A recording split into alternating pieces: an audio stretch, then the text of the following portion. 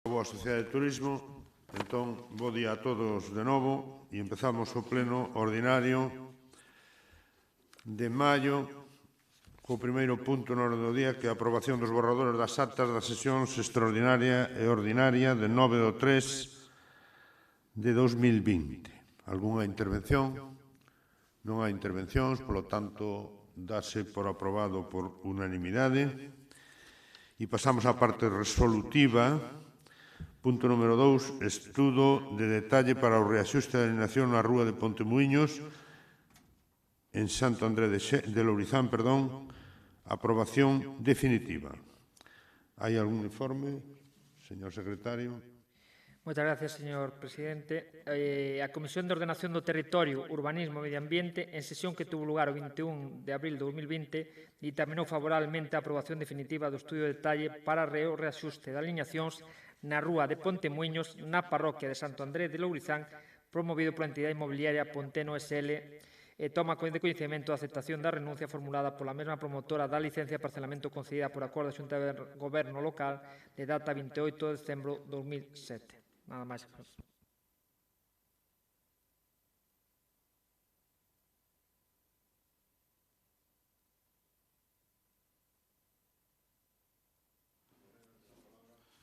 Ola, bo día, alcalde e membros da corporación.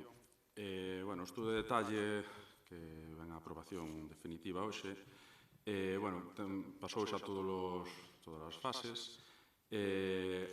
Facendo un histórico, isto empezou fai anos, aprobárase anteriormente un proxecto de urbanización de toda a rúa, a instancia de inmobiliaria Costa Verde, para facer unhas vivendas en fileira, pero un propietario recurreu contra o acordo da Xunta de Goberno e a Xustiza deu a razón. Despois presentouse un proxecto de urbanización modificado, actuando só nun tramo desta rúa, e iso quedou aí.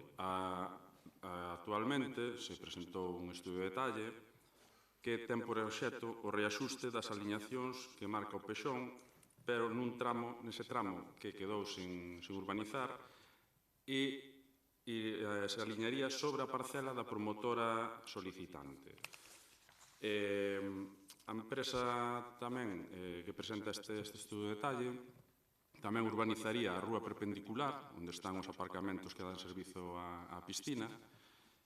Con esta actuación, o que conseguiríamos é unha mellora da accesibilidade, dotando toda a rúa dun ancho de 8 metros, e tamén os accesos á piscina e ao centro de Mencer. Entón, esperamos o voto a favor de todos os membros da corporación a aprobación definitiva deste estudo de detalle. Moitas grazas. Sometemos a votación. Votos en contra ningún, abstencións ninguna, votos a favor. Apróbase por unanimidade dos concelleiros e concelleiras presentes na sala e no territorio nacional galego.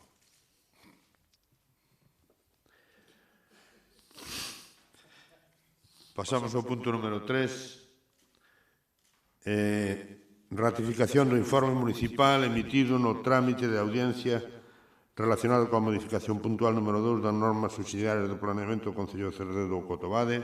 Señor secretario, ten a palabra. Aquí hai que ratificar a urxencia porque o ditamen chegou posteriormente, pero en todo caso leo o ditamen e hai que ratificar a urxencia da súa inclusión. Por unanimidade, de todos modos, a Comisión de Ordenación do Territorio, Urbanismo e Medio Ambiente, que tuvo lugar o 5 de maio de 2020, tomou coñecemento dos informes emitidos e da súa remisión á Consellería de Medio Ambiente, Territorio e Vivenda dentro do trámite de audiencia otorgado en relación á modificación puntual número 2 das normas subsidiarias de planeamento do Concello de Cerredo Cotobade. Hai que ratificar a urxencia. Esa urxencia a ratificación, que está ratificada, e sometemos o asunto a votación. Ou queres intervir? Sí. Pois veña, señor Moreda, ten a palabra.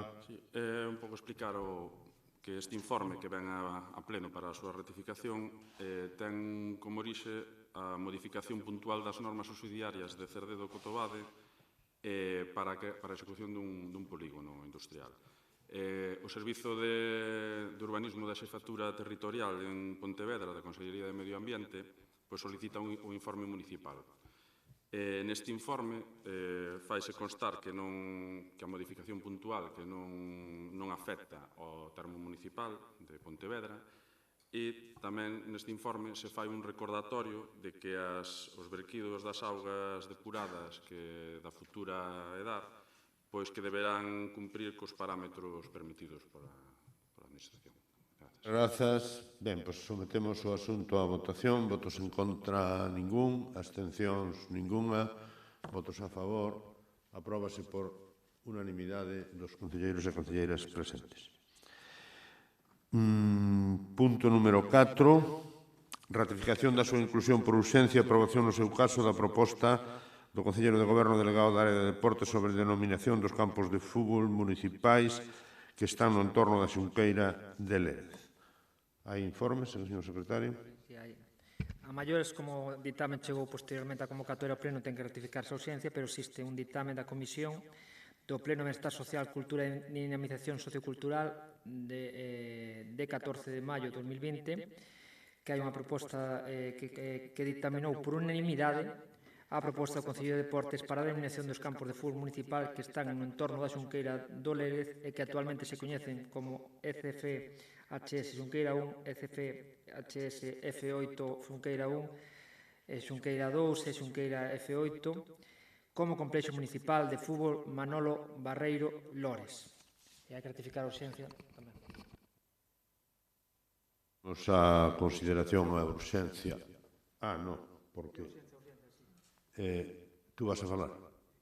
Bueno, sometemos a urxencia, que está reconocida, e ten a palabra, creo que estás no... Tens que darlle tú. Iván, dalle tú aí. Sí. Porque tú estás no de... Estamos compartidos. Sí, divididos. Hai unha canción. Sí, pero estou activado eu e ti non. Eu estou desactivado. Bueno, pues entón...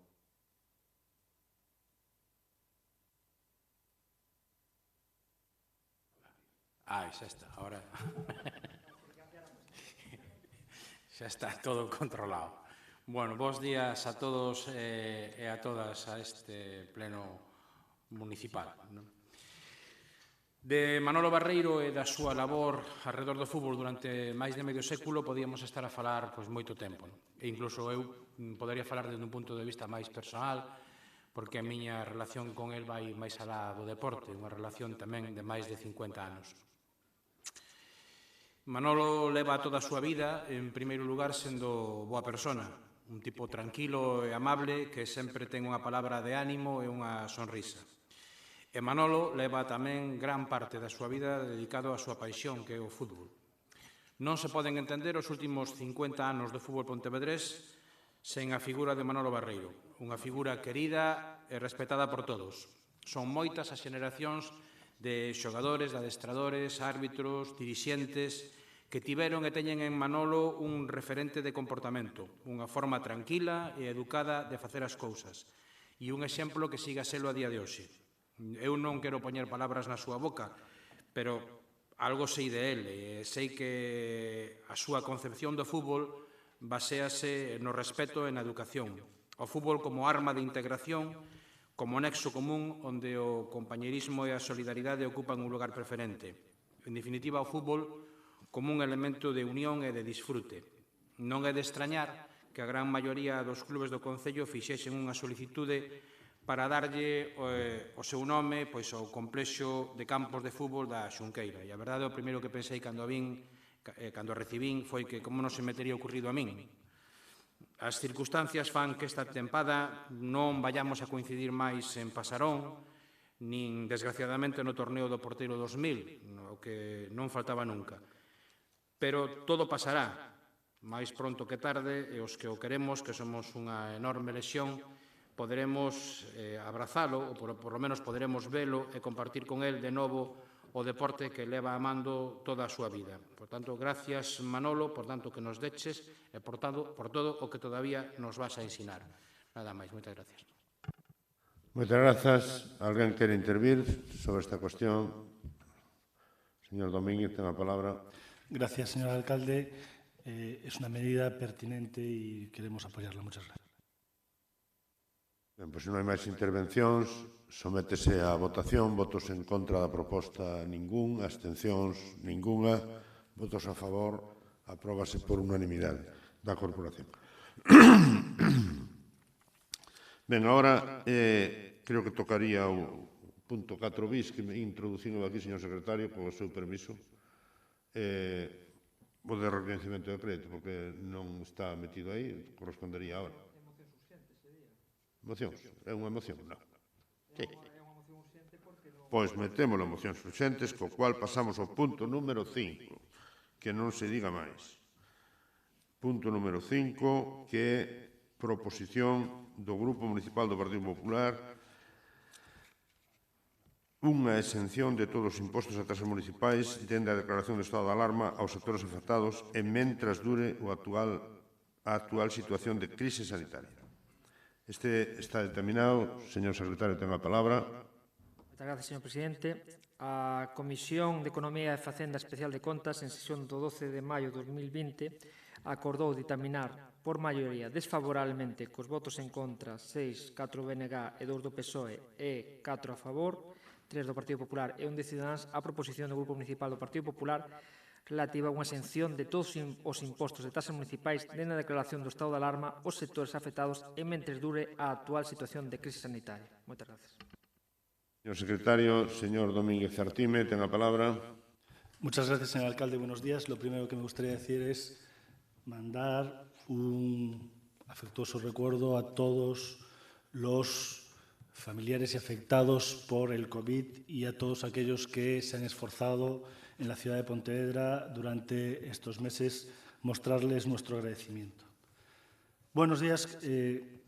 Como vemos, y lo vemos en este pleno, estamos en una situación distinta. Ausencia presencial de muchos concejales de la corporación, esta disposición ponen de manifiesto la situación excepcional en la que estamos viviendo. Como todos los que estamos aquí sabemos, la pandemia del COVID-19 ha sido especialmente grave en nuestro país y hasta ahora hay decenas de miles de fallecidos debido a ella. No se podrá quejar el alcalde de la actitud de la oposición durante la pandemia. Nuestro discurso ha sido el de unidad, nuestro discurso ha sido el de dejar hacer, el de no criticar y el de apoyo sin fisuras. Pero a esta crisis sanitaria le seguirá una crisis económica sin parangón. Los que saben de esto hablan de una caída del PIB que irá entre el 11 y el 22% según los diversos estudios. Ninguno de los que estamos aquí, algunos ya llevan mucho tiempo, han visto una crisis semejante. Solo recurriendo a la Guerra Civil Española se puede ver una caída tan brusca del PIB. Para que se hagan ustedes una idea, la crisis que vivimos recientemente, hace 10 años, dejó una caída del PIB de 3,9%. Y aquí hablamos entre el 10 y el 22% según los estudios. Por lo tanto, estamos ante una crisis que fue primero sanitaria y está siendo sanitaria. Afortunadamente, en este momento parece que va en buena vía, pero estamos hablando de una crisis económica que ya está siendo sin precedentes. Ante una gran crisis, los pontevedreses esperan que se tomen grandes medidas. El Partido Popular estuvo esperando que el alcalde Lores tomase medidas en el ámbito económico para ayudar al pequeño comercio y a la hostelería y a las pequeñas empresas de Pontevedra. Estuvimos esperando que tomase alguna medida de foro económico para intentar paliar una situación que ya es grave ahora y para que se pudiese hacer algo desde el punto de vista del ayuntamiento, mejorar esta situación. Pero en el momento que vimos que no había ninguna medida de calado, decidimos presentar una moción que habla de reducir los impuestos y tasas municipales en el momento que estamos viviendo excepcional a pequeño comercio y hostelería de Pontevedra que no pueden desarrollar su actividad por una orden nacional. Por lo tanto, estamos pidiendo que no se le cobre a unas personas por un servicio que no están utilizando porque no se le deja utilizar. Porque el modelo de Pontevedra no sería lo mismo sin su pequeño comercio. El modelo de Pontevedra, el modelo de ciudad no sería lo mismo sin su hostelería variada, siempre tan profesional. si no fueran por tantas y tantas personas que enriquecen la ciudad cada día, abriendo todas las mañanas la persiana. Pedimos una bajada de tasas municipales. Pedimos a Lores directamente que alivie en parte, en la parte que puede, el sufrimiento de muchísimas familias de Pontevedra que no ven un horizonte en este momento. Pedimos a Lores que reduzca de forma significativa la carga fiscal al pequeño comercio, hostelería de Pontevedra, en este momento preciso, en este momento que es cuando más lo están necesitando. Pedimos a Lores que se pongan los zapatos de los hosteleros y comerciantes de Pontevedra, que forman parte de nuestro paisaje y que no les incremente un sufrimiento que ya de por sí es grande. Yo sé su respuesta. Va a cargar contra la moción. La moción está mal hecha, ustedes no saben lo que piden, esto está mal escrito. Nosotros estamos abiertos a cualquier moción. Ustedes no han presentado ninguna. Ustedes no han traído ninguna moción de ámbito económico de ayuda a la hostelería y el pequeño comercio. Estamos dispuestos a que ustedes presenten cualquier moción aquí, in voce, que signifique aliviar, reducir las tasas o impuestos, preséntela ahora, nosotros la apoyaremos sin fisuras y significa que van a bajar los impuestos a los comerciantes. Estamos dispuestos a que escriban ustedes la moción y la enmienden aquí ahora para que reduzcan los impuestos y las tasas a los hosteleros y al pequeño comercio de Pontevedra, que lo está pasando francamente mal. Han tenido ustedes tiempo de sobra para hacer estas medidas, para afrontar medidas durante estos 2 meses y medio económicas, que estamos viendo lo que está pasando. Aceptamos que sean ustedes los que se lleven la medalla, pero, por favor, bajen ustedes y alivien al pequeño comercio de la hostelería de Pontevedra y no sean insensibles a tanta y tanta gente que lo está pasando muy mal. Está en manos de Lores reducir la carga fiscal, las tasas y los impuestos en esta época tan excepcional. Muchísimas gracias. Muchas gracias, señor Domínguez. Señor Revenga, tiene la palabra. Buenos días, señor alcalde. Buenos días, compañeros de corporación. Antes que nada, quería hacer un agradecimiento a la ciudadanía de Pontevedra por su forma de actuar en este periodo de estado de alarma. Creo que ha sido un ejemplo para muchas ciudades y de ello ha venido el resultado de que tenemos un área sanitaria con una incidencia muy baja en lo que es el tema del COVID. También agradecer al personal sanitario del área sanitaria de Pontevedra y a su dirección la gestión de esta pandemia. Creo que ha sido un ejemplo y podemos estar orgullosos de ellos. Pasando a la moción, estaba pensando por dónde enfocarla, porque la crisis, la verdad que es muy difícil de gestionar y tiene muchos matices. Pero hay un matiz que muchas veces me comentan por la calle y la gente, los pequeños hosteleros, los pequeños empresarios, la señora que tiene el comercio, lo que me piden sobre todo son gestos y empatía. Creo que es poca cosa lo que piden para lo que nos está viniendo, la verdad. El reparto del PIB de nuestra ciudad, el peso del sector servicios es el 72%, cuando a nivel provincial es el 59%. Esto nos marca claramente cómo el sector servicios es fundamental en la economía de nuestra ciudad y nos pone una coyuntura muy complicada para poder llevar esta delicada situación. Habló después de la comisión informativa donde se dictaminó en contra de esta propuesta del Partido Popular la señora Gulías en una rueda de prensa de demagogia. Bueno, al final, utilizando palabras, tratamos de ocultar a lo mejor algo como es la falta de empatía por nuestros vecinos, muchos de los cuales han tenido que estar cerrados durante más de 80 días, pero han tenido que seguir pagando impuestos, tasas, cuando han tenido ingresos cero. De todas formas, hay que ver también de qué cantidad hablamos. No hablamos de cantidades millonarias, hablamos de cantidades que pueden oscilar entre los 300 al medio millón de euros, 300.000 euros a medio millón de euros, sobre un presupuesto de 79 millones de euros y sobre un superávit de 6,5 millones de euros en el 18 y 4,2 millones en el 19, creo que estamos hablando de cantidades perfectamente asumibles por un ayuntamiento del que nos podemos enorgullecer que está saneado económicamente. Muchas ciudades han puesto en marcha mecanismos de exención de tasas durante el periodo del estado de alarma y en los impuestos se han emplazado o se han fraccionado el pago de los mismos a periodos largos para aliviar un poco esta situación. Creo que además es algo que va a tener que hacerse sí o sí, porque estamos ante la disyuntiva de facilitar el que estos comerciantes y pequeños negocios puedan subsistir o que tengan que cerrar, donde entonces sí que el ayuntamiento de un negocio que no existe no va a poder recaudar nada. De todas formas, no se piensen que esto es una tabla de salvación para el comercio, la hostelería y demás sectores afectados, ni mucho menos.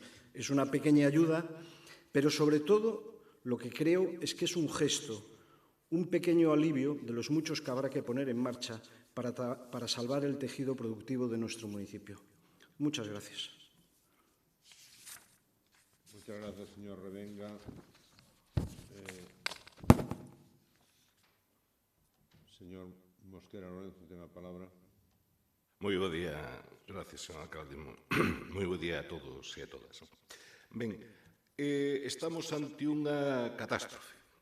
Estamos ante unha catástrofe que tuvo orixe sanitario, ainda ten, pero que xa está convertindo nunha catástrofe económica e social.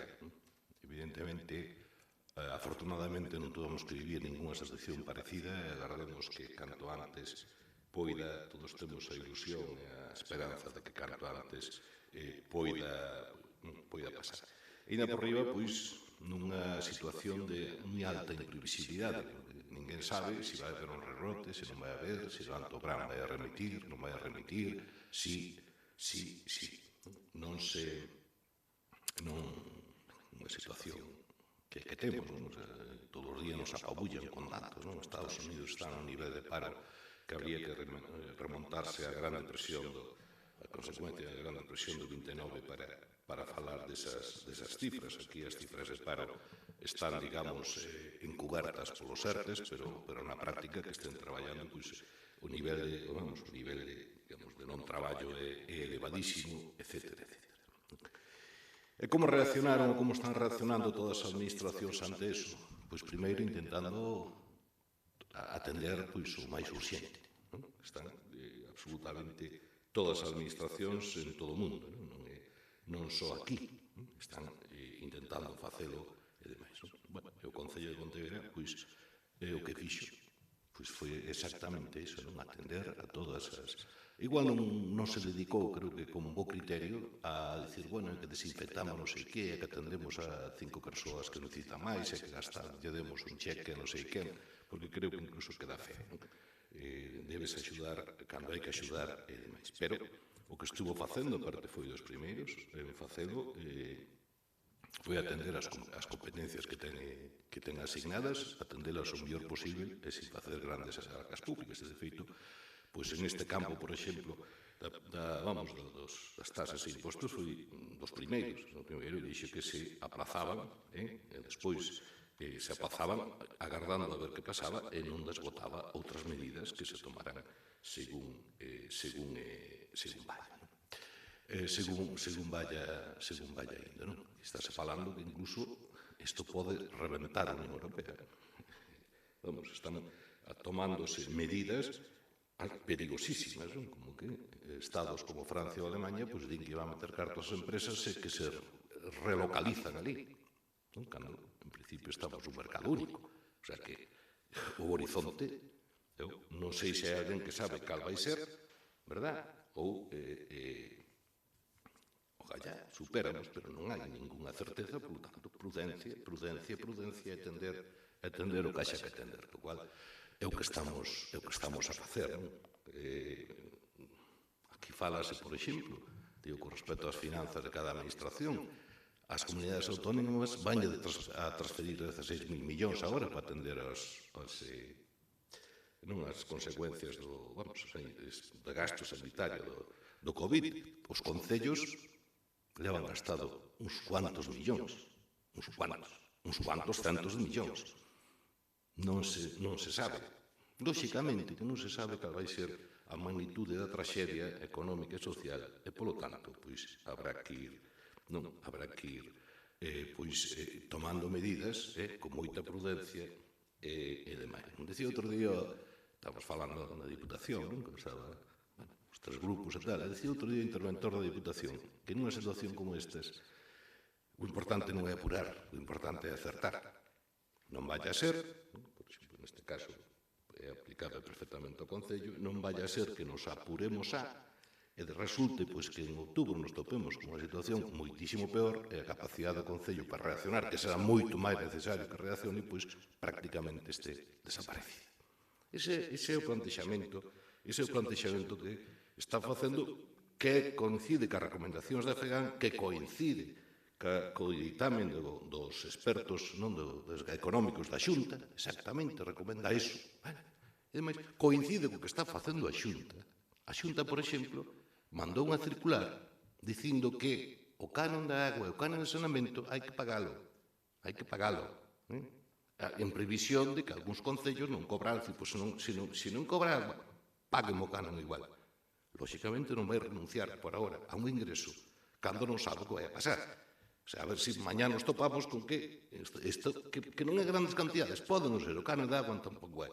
E nos topamos con que, de repente, a Xunta ten que pechar hospitais ou non pagar as nóminas ou que sea, porque non, verdad, quixo facer certo tipo de gracias. Que eu sepa, no Estado non se está plantexando eso, o PP no Estado non está plantexando eso, que eu sepa, na Xunta non o está aplicando, entonces, por qué? Porque nunha situación en que os ingresos van a disminuir de maneira drástica de todas as administracións e os gastos van a aumentar, no peor dos horizontes, no Concello de Pontevedra, a factura está correndo todos os días. Outro día estábamos a 800.000 euros, hoxe estamos chegando a 1 millón, pero no peor dos horizontes, ese que citou o señor Domínguez, de que igual o PIB cae o 22%, ou 20%, que sea, aumento do gasto, nos podemos topar con unha boa panada de millóns.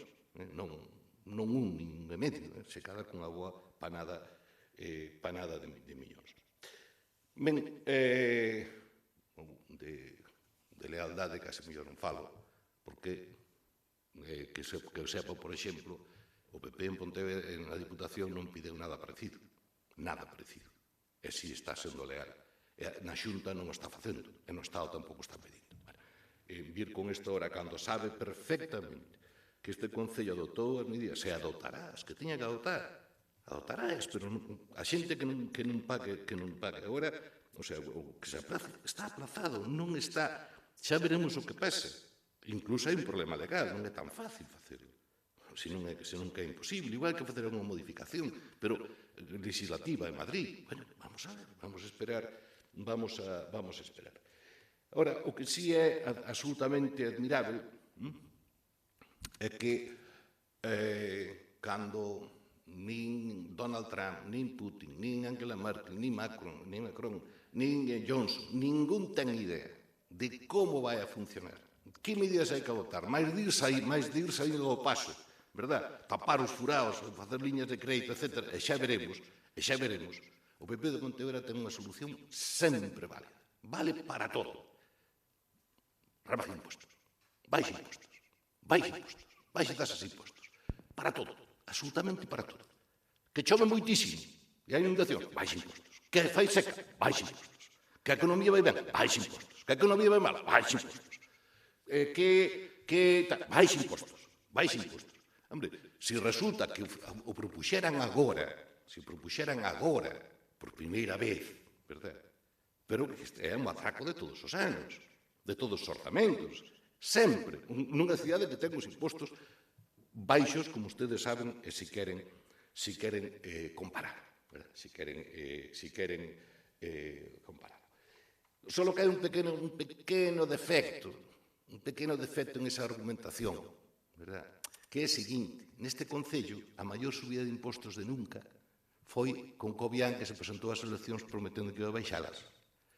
E no Estado, a maior subida de impostos de nunca foi de Mariano Rajoy, que se prometeu dicindo que iba a baixalos. O seu discurso de oposición, pero cando está no goberno, son, aparte, subidas imprudentes. Mire, este goberno vai adoptar, estivo adoptando, Está anunciado que así se fará e se fará todas as medidas que sexan, que se estimen necesarias para aliviar os problemas dos sectores de Pontevedra que podan toparse. Xa dixeron ustedes que é un alivio, non dixo señor, moi pequeno, pero bueno, pero adotaránse todos os que fagan falta. Pero, mire, prudencia, intentar ser máis listos que ninguén, verdad? Lévanos, xa estamos vendo por aí algúns que queren discurrir, estamos nervosos, hai que facer cousas, e demais leva a facer incluso a despilfarrar cartos ou a facer cousas que realmente casi rayan o ridículo. Mire, vamos, a moción xa dixo usted, máis ou menos veo dicir que estaba mal redactada, entón xa non entro, non? Pero claro, instar a Xunta de Goberno local incompetente radicalmente, toda a cuestión fiscal e do pleno, e de ordenanzas que non se cambian un día, para aplicar inmediatamente unha exención, o que allá se poderá aplicar de todos os impostos e tasas municipales, dende a declaración do estado de alarma aos sectores afectados. Eu non sei que son os sectores afectados, somos todos, que o sepa. E a persoa que quedou sin traballo, que pasa? Non paga agua tampouco. E a persoa que non sei que non paga agua.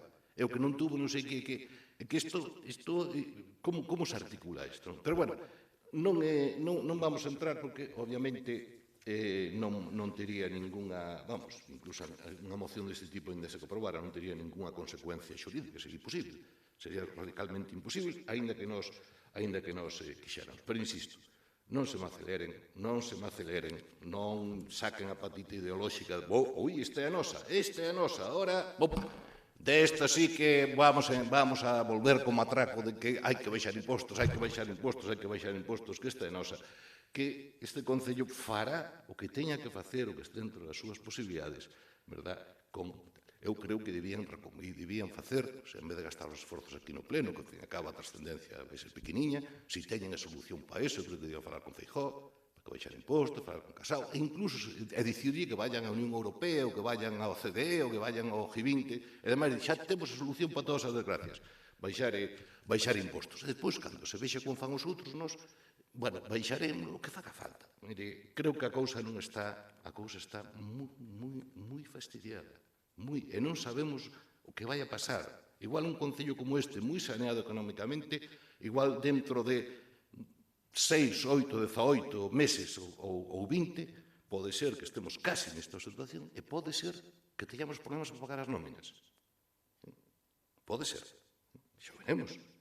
A ver como vai ser o furado de ingresos, a suba de gastos, a baixa de ingresos no Estado vai ser monstruosa.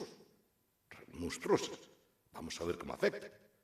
Creo que xa escoitaron todos, que xa se falaba de que o superávit e máis os remanentes, incluso había certa disputa, se non lo quitaba o Estado, non lo quitaba as comunidades autónomas. Por ahora, e espero que non pase, non o vai quitar ninguén. En Francia, por exemplo, creo que as administracións locais xa podaron con un 12% que estaban entregando a conta. Cada tal. Aquí, ese é todo prudencia. Por ahora non está pagando ninguén que non queira, vaise prorrogar, non sei que dentro de 3 meses, 4, 5, 2, 8, como va a evolucionar a situación, hai que tomar medidas, xa digo, previa modificación legislativa, porque senón, non sei como se podía facer. Preguntamos, temos preguntado a Tesorería, a Intervención, a Secretaría, como se pode facer, non se pode facer, e non ven a vir. Non a ven, simplemente. O sea que, igual, ten que haber unha modificación legislativa. A situación que temos hoxe é que nin tan siquiera non o superávit o podemos aplicar máis que ese 20%. Esa situación real é o risco de que os ingresos baixen e demais, porque as previsións que pode haber é que aquí para que ven, por exemplo, este Concello, os ingresos baixen 3 ou 4 millóns, e por seguinte ainda máis,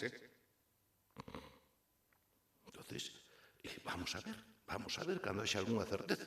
A medida que vaya avanzando os acontecimentos, a porta está aberta. Non se me apuren, creo que lles pode un pouco de ideoloxía e creo que está metendo a pata, pero bueno, alá ustedes. Si lle vale así, dicir, nós vamos a adoptar as medidas que legalmente se poidan en función dos, como as que adoptamos ahora, en función de como vaya evolucionando. As que faga falta. Todas as medidas de axuda, creo que está anunciado polo alcalde, está anunciado. Si lles vale así, retiren a moción e non anunciamos. Desde logo, isto non podemos aprobar. Isto vamos, xa digo, cando aproba alguén por aí, pero alguén serio, non un concello por aí en que se ocorreu, non Jácome en Ourense, senón alguén serio, pois mire, pois o miramos. Moitas grazas, señor Mosqueira. Señor Domínguez, ten a palabra. Sí, muchas gracias. Me llama la atención que el señor Mosquera diga que a lo mejor en unos meses el Concello no va a poder pagar las nóminas. A mí me llama la atención. Bueno, yo sabía lo que iban a decir. Estaba convencido de lo que iban a decir. La moción es mala, ustedes no saben, Trump, Feijóo, Europa. Pero yo no quiero volverles a oír decir que Lores ayuda a la hostelería de Pontevedra y al comercio local de Pontevedra. No se lo quiero volver a oír porque no han hecho nada. Dice que hay que traer las cosas al Pleno. ¿Qué mociones han traído ustedes al Pleno aquí para ayudar al pequeño comercio? ¿Cuáles han hecho? No quiero volver a oír que Lores está con el pequeño comercio de Pontevedra y con la hostelería, porque es mentira y lo están demostrando una vez más. Y ahora les voy a decir mociones que ha presentado el BNG en Galicia en los concellos. El BNG presentó lo siguiente: suspensión temporal de normativa de terrazas. ¡Ostras! Es ilegal, estos son unos locos, es ideología. Exención del pago de tasas de basura. Lo han presentado el BNG. En Vigo, ayudas de hasta 1.500 euros por comercio. Lo presenta el BNG. Condonación del recibo del ISO de forma trimestral. Una propuesta del BNG en un concello de Pontevedra. Condonación del IBI. Vean ustedes, son propuestas suyas. Traemos las mismas propuestas, pero a Pontevedra a ustedes no les vale, porque ustedes no quieren ayudar a Pontevedra. Ustedes se olvidan del comercio de Pontevedra y se olvidan de la hostelería de Pontevedra. Cuando están en la oposición dicen que van a hacer y proponen, pero cuando están gobernando no tienen el valor de tomar las medidas. ¿Qué han hecho ustedes en estos 2 meses? ¿A qué se han dedicado? ¿Qué mociones han traído para ayudar al comercio? ¿Qué han hecho ustedes en estos 2 meses para apoyar al comercio local, aparte de decir vamos a estudiar, vamos a hacer, veremos sí, que es lo que acaba de decir usted? Que la pandemia está aquí, que la crisis económica es aquí y ahora, las medidas tienen que ser aquí y ahora, y ustedes no tienen la valentía de tomarlas. No han hecho nada, nada no. Hay que reconocer las cosas. Y aquí voy a lanzar un capote a una concejala del PSOE, la concejala Lloria Blanco, que ha hecho una medida de promoción económica. Pontelovers, una medida integradora, una medida a la que nos ha invitado, una medida en la que hemos participado y una medida que agradezco al PSOE. Todavía estoy esperando que alguien del BNG quiera participar en esta medida integradora y participe, y estoy seguro que el alcalde pronto lo veremos en un vídeo de Pontelovers de apoyo al comercio local, porque ni eso han hecho. Ni siquiera graban el vídeo de apoyo a Pontelovers. Ese es el grado que tienen ustedes de implicación con el comercio local. Ese es el grado que tienen con la hostelería. Yo no quiero volverles a oír que están ustedes a favor de la hostelería, si ni siquiera son capaces de participar en un vídeo, si no han traído ni una moción ni una propuesta. Anunció el alcalde hace más de un mes que iba a ampliar los veladores y las terrazas y todavía no han sido capaces de llevar el texto a una comisión con la mano tendida que les hemos ofrecido. Aún no ha llevado el texto a ninguna comisión de ampliación de veladores. ¿Qué han hecho ustedes, señor Lores? ¿Qué ha hecho usted estos 2 meses? De verdad, no han hecho nada. Es increíble. Y el problema es ahora. Porque si se toman las medidas dentro de 4 meses, a lo mejor muchos comercios y mucha hostelería no puede abrir. Porque es un gesto. Es un gesto que tiene que tener el Concello de Pontevedra con los comerciantes de Pontevedra a los que ustedes están dejando tirados. Mire, hasta ahora no han bajado tasas, no han bajado impuestos, no han sacado ayudas al comercio local hostelería, no han sacado subvenciones, créditos blandos, no han puesto en marcha una central de compras como les pedíamos y como les pedían ellos, que se han reunido hace 10 días con el alcalde y aún no les ha contestado. Se han reunido con él y no les han contestado, no les ha dicho nada. Faremos, veremos qué vamos a hacer. E a culpa é sempre dos demás, os demais teñen que solucionar o problema. Aquí es ahora cuando se espera que el alcalde, en una crisis como la que tenemos, tome las medidas. Y el alcalde no está. El alcalde está abandonando a los pontevedreses. ¿Por qué no hace nada, señor alcalde? ¿Por qué no hace nada Lores por Pontevedra? ¿Qué medidas ha tomado? Ninguna. Ninguna. Sí, autorizar unas obras en el concello. Punto. Que, por cierto, tenemos que saber porque eran unas obras que iban en un contrato y se han dividido en 3, uno por planta. Tendremos que saber por qué hay que dividir los contratos. Pero bueno, eso es otro tema. Pero tenemos un alcalde desaparecido, sin ideas, sin equipo, sin capacidad de reacción, que no está dando la cara y no toma ninguna medida.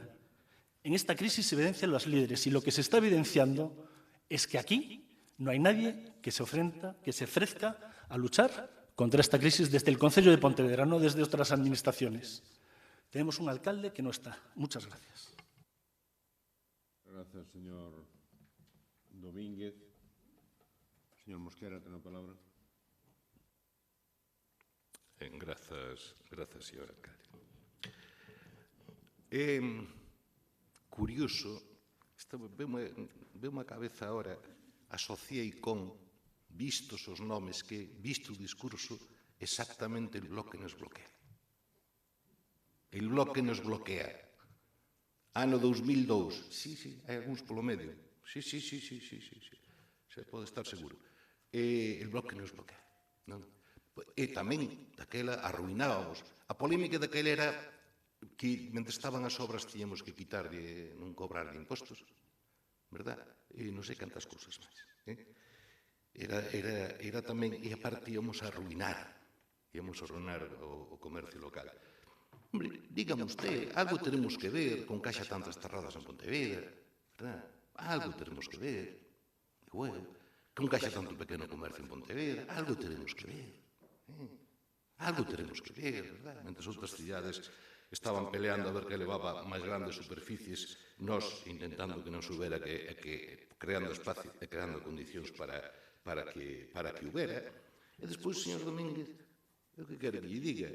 O goberno actúa, non trae mocións.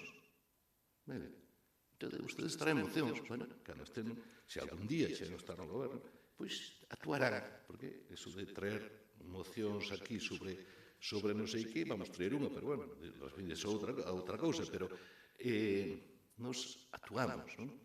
Entón, o desta raza estáse redimensionando, todos que xeron tal estánse redimensionando. Entón, non sei que quere. Que quere? Modificar unha ordenanza que leva un ano? Non? Actuamos directamente, vale? Entón, iso é o que pasa. Repítolle, señor Domínguez, mire, se usted supera, eu penso que é un talento desaproveitado, verdad? Que estea aquí en Pontevedra intentando resolver os problemas de Pontevedra cando ten a solución que non ten ninguén. Non ten ninguén, absolutamente ninguén. Nin Pedro Sánchez, nin Casado, nin Merkel, nin Macron, ninguén. Verdad? Non é unha pena.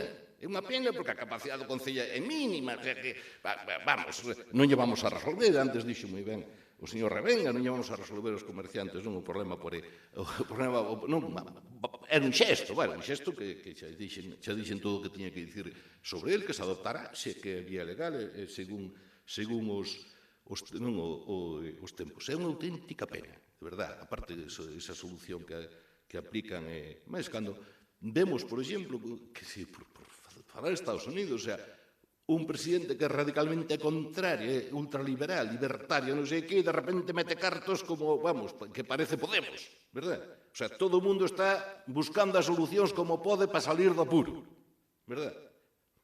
E de repente aquí, pois xa a solución que ustedes teñen para toda a vida, para todos os males, xa levan repetindo, vale tamén neste caso. Repítolle. Isto, fan ustedes o que queiran, intentan, isto é, non quero calificalo, verdad? Creo que se califica por si solo, creo que este goberno está sendo moi prudente, verdad? E que creo que corresponde nestes momentos, non intentando protagonizar, nin sacar ningún rédito político, nin ocupar espacios dicindo facemos, e non sendo moi prudente, e ustedes creo que non o están sendo. E aproveitan a prudencia deste goberno para actuar así. Chámelle como queira.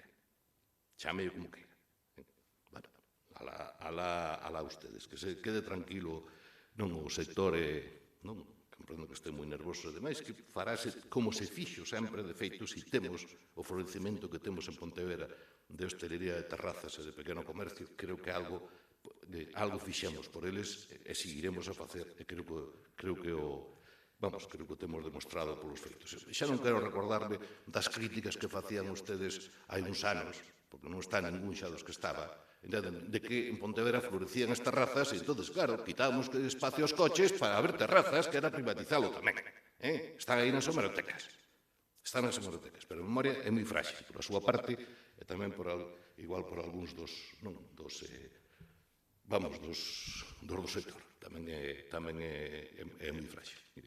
Tomaremos todas as medidas. Esta moción non é aprobable, en estes momentos, en estas condicións, aparte, é dun oportunismo e dunha falta de todo que creo que a quen deixa mal é ustedes en ese lugar. Ofrecémoslle que retiren e vamos mirando según vayan as cousas e según as medidas que se vayan adoptando. Non me veña usted con que alguén... Hombre, eu creo que sí, o Bloque en Vigo ten unha solidez, unha trayectoria demostrada. Non me veña usted en Vigo, en outro lado, non me veña usted con exemplos dese tipo, que, hombre, temos os esforzos fai, agora que despois teña unha política estruturada, non solvente ademais, pois é un pouquiño difícil. Váyame usted a outros sitios, váyame usted a outros sitios. Non me veña con exemplos de máis. Podíamos facer igual que podemos, pero non o fixemos. Estamos na situación que está. Creo que polo ben un dos grandes beneficiados son o comercio e a hostelería de Pontevedra, da política que levamos neste Concello, os gobernos sucesivos. A vista están os resultados. Non llevamos a fallar esta vez tampouco. Moitas grazas, señor Mosquera. Señor Domínguez. Muchas gracias, señor alcalde. Para cerrar rápidamente, señor Mosquera, le digo siempre, usted habla del pasado, pero no dice ninguna medida que va a tomar. Usted se acuerda del 2002, que bloqueamos al bloque y cosas así, pero es hora de pensar en el presente y en el futuro. Cuando se piensa mucho en el pasado y se habla del pasado, a lo mejor ha llegado el momento de dar un paso a un lado. Segundo, hay muchos ayuntamientos, le voy a decir de distintos colores políticos, Madrid, Marí, Santiago, Villagarcía, que han tomado medidas económicas para la hostelería y para el pequeño comercio, por lo tanto se puede hacer. Y para terminar me gustaría decir, en la Edad Media, en los duelos a caballo, se acotaba un espacio con estacas para estas peleas, estos lances. Y cuando uno caía del caballo, quedaba en una situación muy precaria con el rival. Y de ahí proviene la frase quedar o dejar en la estacada. Lores está dejando en la estacada al pequeño comercio de Pontevedra y la hostelería una vez más. Es una pena que no tengamos un alcalde que en este momento pueda dar la cara por nuestro comercio y por nuestra hostelería. Muchas gracias. Señor Domínguez, vamos a someter a votación a moción. Votos en contra da moción. Conta.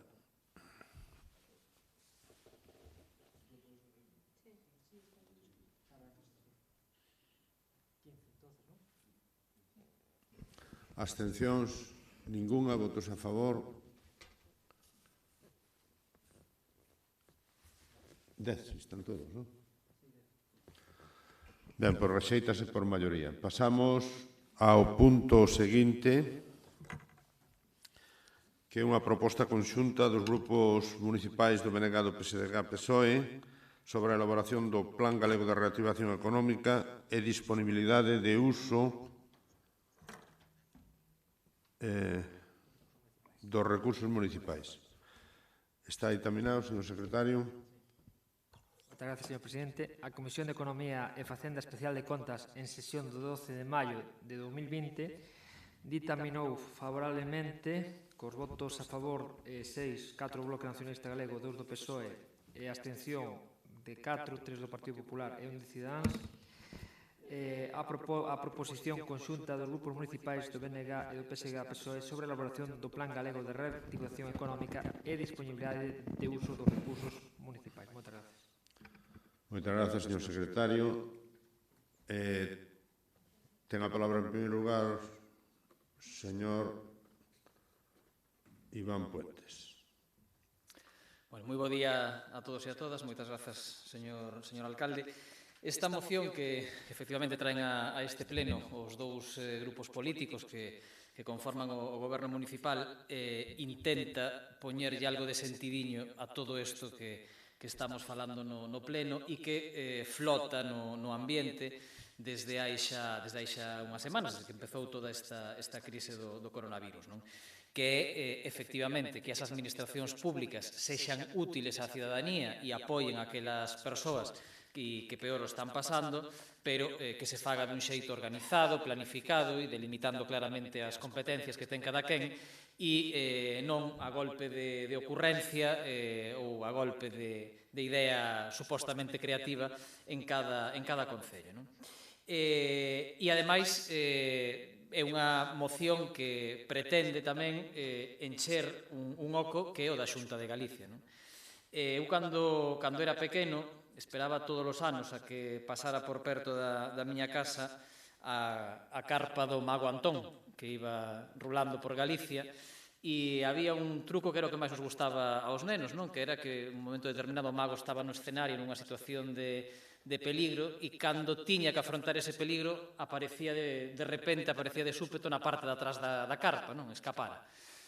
Jorquera hai uns días calificaba a Feijóo como Houdini, eu calificaría máis como Mago Antón, porque me trae mellores recordos da infancia, pero en todo caso Feijóo evidentemente se algo se ten revelado nesta crise é como un auténtico escapista. Calquera de nós pode facer unha enumeración das medidas que o Goberno de España leva postas en riba da mesa, fago repaso de algunhas, suspensión de desahucios e de lanzamentos, prórroga de contratos de arrendamento, moratoria de aluguer, moratoria de hipotecas, prohibir os despidos durante este período, ampliación da protección por desempleo, un subsidio extraordinario para empleadas do fogar, as mesmas que, desgraciadamente, levan algúns a que lles toquen as cacerolas na calle Núñez de Balboa de Madrid, subsidio de desempleo excepcional para os contratos temporais, contratación temporal de traballos do sector agrario, percepción do bono social por traballadores autónomos, aplazamento das débedas tributarias, moratoria de cotizacións á Seguridade Social, prestación extraordinaria por cese para os autónomos, garantías de liquidez, garantías de suministro dos servizos básicos de auga, luz ou gas, prohibir os incrementos nos prezos de determinados produtos e servicios, ampliar tamén o calendario de reembolso dos préstamos ás pequenas e medianas empresas, medidas especiais de proteccións para as mulleres que estean en situación de violencia de xénero e que teñan que estar convivindo cos seus maltratadores no seu fogar, 25 millóns de euros para bolsas comedor, que algúns, como os gobernos do PP en Madrid, deciden destinar a pizza, porque os niños están hartos de estar en casa durante este confinamento, pero que en todo caso están postos a disposición das comunidades autónomas para poder xestionalos ben. Aprazamento no pago de determinados impostos, máis de 400 millóns de euros do ICO para financiar tamén a pequenas e medianas empresas, 10.000 millóns de euros para concesións de préstamos a empresas e a autónomos, poder percibir o paro por parte de traballadores que estean en ERTE e que non teñan nas condicións anteriores dereito a paro, apoio a pymes para introducirse no mundo digital, que será o que nos toque a partir de agora, 300 millóns de euros para garantir asistencia domiciliaria a persoas dependentes, etcétera, etcétera, etcétera. Isto, en Galicia, por poñerlle cifras e por poñerlle datos, transfórmanse en 1.378 millóns de euros en avais a través do ICO, en 7.393 empresas beneficiarias con estes préstamos e avais do ICO, en 17 millóns de euros do Fondo Social Extraordinario para axudas en servizos sociais e axudas económicas de todo tipo, 1,9 millóns de euros en bolsas comedor para 13.700 nenos e nenas galegas, 45,3 millóns de euros en prestacións por cese de actividade para autónomos galegos con casi 69.000 beneficiarios ou 238 millóns de euros en prestacións sociais por ERTE que benefician a 273.000 traballadores en Galicia. Con respecto aos concellos, que son a outra pata da que tamén se leva falado neste pleno, non só, en fin, se ten anunciado por parte da FEMI, do Goberno de España, a posibilidade de que podamos dispoñer por fin do superávit e dos remanentes que temos atascados desde que a Lei Montoro entrou en vigor, senón que ás comunidades autónomas se lles adiantaron 2.800 millóns de euros dos pagos a conta e, ademais, se crea un fondo extraordinario, un fondo especial para a reconstrucción de 16.000 millóns de euros de axuda ás comunidades autónomas. Eu pregúntome, canto vai destinar a Xunta de Galicia aos concellos para que efectivamente podamos ser, como reclama o PP, axentes fundamentais nesta reconstrucción que nos toca a partir de agora, e non simplemente de adianto do Fondo de Cooperación Local, como xa dixo o presidente da Xunta, sino en cartos extraordinarios, de verdade, a fondo perdido, que reciban os concellos para poder ser axentes nesta loita. Mire, o Estatuto de Autonomía de Galicia, que sei que ao Partido Popular non lle gusta especialmente, pero que é unha lei orgánica que está en vigor e que ten que respetar. O Estatuto de Autonomía de Galicia, no artigo 30, di que é competencia da Xunta de Galicia o fomento e planificación de actividade económica de Galicia. E no punto 4, ademais, fai mención especial ao comercio interior. Polo tanto, podemos decir e preguntarnos que ten feito o Partido Popular ou que ten feito Feijóo, ademais de asubiar pa o vento, mentre o Goberno de España e os concellos estábamos ao pé do cañón xestionando esta crise, pero me parece insultante que se diga neste pleno que o Concello non ten feito nada, cando todos e cada un dos concelleiros que forman parte deste goberno municipal estiveron de sol a sol desde o día 13 de marzo no que se anunciou a declaración do estado de alarma hasta o día de hoxe, intentando paliar unha das situacións máis graves que tivo que paliar prácticamente seguro calquera de nós desde que participa e desde que está en política. Pero que fixo Alberto Núñez Feijóo, ademais de asubiar para o vento, ou que fixo o Partido Popular? Desprestixiar o movemento feminista e calificar as manifestacións do 8 de marzo como o maior infectódromo de España. Supoño que ese día ninguén foi ao fútbol, ninguén foi ao cine, ninguén saliu a tomar nada nas terrazas, ninguén participou en nada máis que nas manifestacións do 8 de marzo, pero agora, cando estamos en estado de alarma e cando estamos en situación de risco, reivindicamos o dereito e reivindica o Partido Popular o dereito a manifestarse un ratito por las tardes, allí en el barrio de Salamanca, porque isto con Franco non pasaba, evidentemente. E non me digan que Ayuso non é Feijóo, porque resulta que Feijóo sale na prensa defendendo o acoso político a que está sometida a brillante señora Díaz Ayuso, estandarte da xestión do Partido Popular desta crise. Pero Feijóo tamén pretendeu desprestixiar, el facer non facía, pero pretendeu desprestixiar a labor dos concellos e a labor do Goberno de España. E dixo que, claro, Galicia era un desastre, porque os test cos que o Goberno iba a facer o control de seroprevalencia na sociedade galega eran moi poucos e, ademais, son defectuosos e, polo tanto, el tiña que encargar, que completar esas 58.000 probas do Goberno de España porque non valen para facer un diagnóstico fiable. E resulta que hoxe o propio Feijóo califica como preocupante o resultado do seu propio test de seroprevalencia, co que lle pretendía dar unha lección ao Ministerio de Sanidade por utilizar test dunha marca china retirada incluso polo goberno da India cando facían os seus resultados. Non vamos a falar do que pretendeu facer tamén e da campaña que iniciou cos núcleos de menos de 5.000 habitantes, cando se emperrou en que tiñan que ser eses núcleos de 5.000 habitantes e publica unha listaxe da Xunta de Galicia, feita aí dándolle ao enter nun ordenador de San Caetano, no que a parroquia da Virxe do Camiño en Pontevedra, por exemplo, é un núcleo de menos de 5.000 habitantes no que non hai que respetar as franxas horarias supostamente. Afortunadamente hai alguén que ten máis cabeza e non se lle ocurre tal barbaridade. Outra gran brillante xestión do señor Feijóo e do Partido Popular é gastar cartos públicos da Xunta de Galicia en reembasar mascarillas para poñerlles o logo da Xunta de Galicia.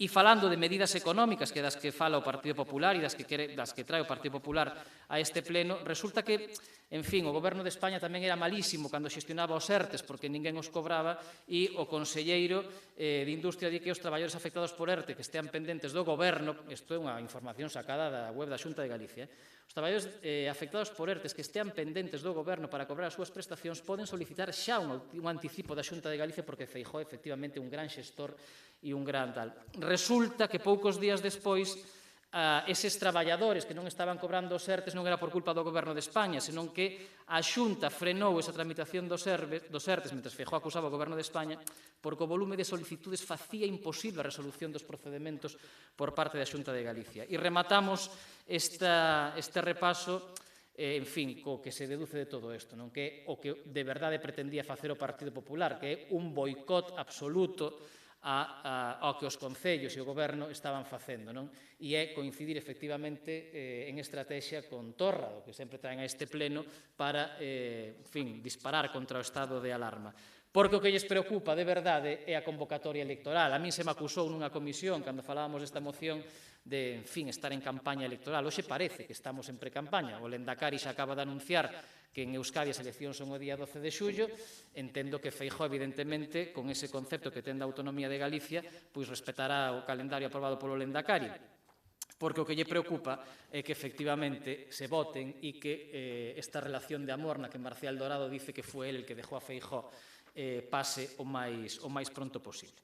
En definitiva, a mí me gustaría saber cales son as medidas da Xunta de Galicia en todo este proceso e, sobre todo, que vai facer a Xunta de Galicia, que é a que ten competencias en materia de comercio e en materia de impulso da actividade e fomento da actividade económica de Galicia para sair desta crise en vez de botar balóns fora e de xogar o escapismo culpando, como sempre, aos concellos de todos os males. E por iso a moción o que pide é a elaboración dun plan galego de reactivación económica que poña blanco sobre negro cales son as competencias de cada administración e que debemos facer cada un de nós para evitar duplicidades e tamén a elaboración dun plan galego de axudas que complemente as medidas do Estado, as que estamos poñendo en marcha tamén os concellos de axuda a autónomos e a PEMES, e, por último, unha cuestión puramente económica e, en fin, e reivindicada polo Partido Socialista e por o conxunto da esquerda, e particularmente polo Bloque Nacionalista Galego, que asina tamén esta moción, que é a derogación dos aspectos máis lamentables da Lei Montoro, que efectivamente secuestran a capacidade inversora dos concellos desde hai un certo tempo. Eu só lles pido que baixen a realidade, que efectivamente deixen de facer campaña electoral e que sumen esforzos, que pacten, que negocien e que, como se lles pedía anteriormente por parte do señor Mosquera, se senten, cheguen a un acordo e de verdade apoien esta moción por unanimidade, porque o que pretende é o que nos reclama a ciudadanía neste momento, que é ser capaces de dialogar, de pactar e de traballar xuntos. Moitas gracias. Gracias, señor Iván Puente. Señor Revenga, ten a palabra. Muchas gracias. ¿Se me oye? Ah, sí, como promotor, sí. Señora da Silva. Grazas, señor alcalde. Moi bos días a todos e a todas. Pois sí, confirmase, estamos en campaña electoral. Estamos en campaña electoral, pero non porque hoxe o señor Urcullo convoque tamén as eleccións en Galiza, senón porque xa estábamos, nunca deixamos de estar en campaña electoral, verdad, señor Domínguez? O que é certo que hoxe traemos aquí unha moción que eu estou convencida de que o Partido Popular vai apoiar, porque que non hai ningunha razón obxectiva para que o Partido Popular non apoie ningún dos puntos que solicita esta moción. E entendo que, ademais, se bo para o conxunto da cidadanía de Pontevedra e de Galiza que esta moción sexa aprobada por unanimidade.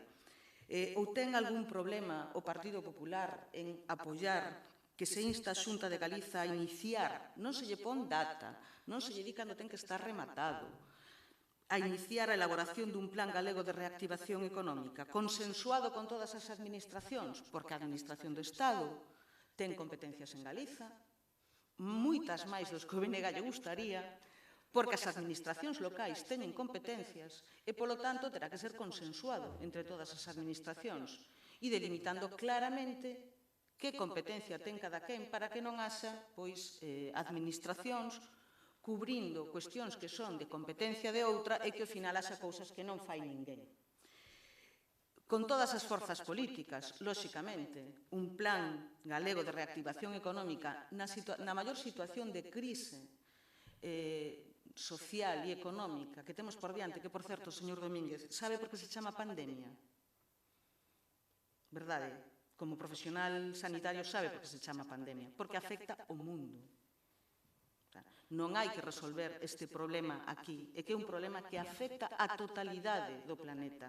Que é dunha gravedade, nunca algo afectou dunha forma tan importante como está afectando esta pandemia a todo o planeta e a economía de todo o planeta. Bueno, pois eu estou convencida de que o Partido Popular non vai ter ningún problema en apoiar o primeiro punto desta moción, que se pacte este plan, que se consensúe cos axentes sectores sociais, coas forzas políticas, coas distintas administracións, e na que cada administración teña a súa competencia perfectamente delimitada. Igual que estou segura, porque senón non entendería a intervención do señor Domínguez na primeira moción, bueno, xa non a entendín en moitas cousas, pero senón xa sería absolutamente contradictorio co que vostede está dicindo, que está defendendo en todo o país, que se elabore un plan galego de axudas complementarias do Estado autónomos a pymes. E digo que sería incoherente porque quen ten a competencia en economía é a Xunta de Galiza, non son os concellos. Compartida co Estado, é certo, pero creo que vostede non terá ningún problema en votar a favor de que se faga un plan galego de axuda a autónomos e pequenas empresas. Tampouco creo que teña ningún problema en que se solicite a derogación destes aspectos da Lei Montoro que están impedindo que os concellos podan utilizar todos os seus recursos económicos para facer frente a esta situación, como é a regla de gasto, o principio de estabilidade que sustenta esa regla de gasto, o uso dos superávits e das remanentes. Ou o Partido Popular non está de acordo en que os cartos que os cidadáns de Pontevedra están metidos en bancos, pagando por esos depósitos, se podan liberar para ser utilizados en Pontevedra e no exercicio das competencias que ten o Concello. Supoño que non terá ningún problema, igual que quererá que isto se poda facer en todos os concellos do Estado, porque estamos falando de miles de millóns que se podrán poñer a disposición das competencias municipais para facer moito máis, nunha situación na que os recursos, ademais, van caer de forma moi importante. Polo tanto, estamos seguras no Bloque Nacionalista Galego de que o Partido Popular non ten ningún problema en apoiar este punto. Como tamén estamos seguras de que non ten ningún problema en que sabemos que unha modificación legislativa dunha lei orgánica como a Lei Montoro leva tempo, en que se busquen fórmulas para de inmediato desbloquear o superávit e os remanentes. Porque esta Lei Montoro ten un problema tamén para a súa modificación, que igual require dunha modificación constitucional. Recordan a modificación aquel veranito do 2011, do artigo 135 da Constitución, pactada entre o PP e o PSOE. Bueno, pois xa poñía que había que elaborar esa lei que logo foi a Lei Montoro. Polo tanto, que se derroguen esos aspectos fundamentais da Lei Montoro, pero que se busquen mecanismos para que de inmediato os concellos podamos utilizar o superávit e os remanentes. Eu estou segura de que non hai ningún problema para que se vote a favor de ningún destos puntos e que esta moción vai ser aprobada por unanimidade. Do contrario, quedaría sorprendida, porque o Partido Popular non se creería, o señor Núñez Feijóo, cando no mes de abril anunciou que nomeara unha comisión de expertos para elaborar un plan económico. Tamén despois dixo que o tería presentado en cuestión de 15-20 días ese plan económico. Polo tanto, no fondo, isto é o que está dándolle unha confianza da Corporación de Pontevedra o presidente da Xunta en que sí, efectivamente, está elaborando ese plan económico e que, desde logo, nos queremos que sea bo para os galegos e para as galegas, que sexa consensuado e que sexa o mellor posible para que saíamos desta situación tan dramática na que estou segura de que todos queremos salir canto antes e que ninguén dos que estamos aquí nunca albiscou nada así na súa imaginación. Moitas grazas. Muchas gracias, señora da Silva. Ahora sí, señor Revenga, ten a palabra. Muchas gracias, señor alcalde. Bueno, señor Puentes, hablemos de realidad, como no podía ser de otra forma. Bajemos a la realidad. El inicio de esta moción me llamó la atención porque en el segundo párrafo leo os grandes nesta situación é imprescindible facer políticas atrevidas, valentes e decididas que rachen coa dinámica de parcheo que o único que fai sustentar é o sistema e rebota sustentar o sistema e rebota cos efectos da crise nos sectores máis desfavorecidos, as clases populares, os grandes beneficiarios. Se non o remediamos será a banca e as grandes corporaciones económicas. Moi ben. Por lo que veo, me quedo sorprendido, veo que los señores del PSOE ahora se han pasado a Podemos, porque esto da a entender que este estilo de empezar la moción está en el puro estilo de la cloud que tanto emplea el señor Pablo Iglesias como Irene Montero. Pero vamos al meollo de esta cuestión. Lo demás son pequeños juegos verbales. La miopía veo que va en aumento, no ve más allá de su nariz.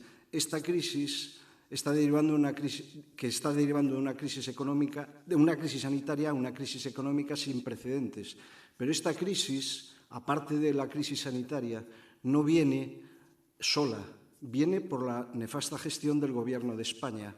El Gobierno, que le recuerdo, señor Puentes, más caro de la historia de la democracia.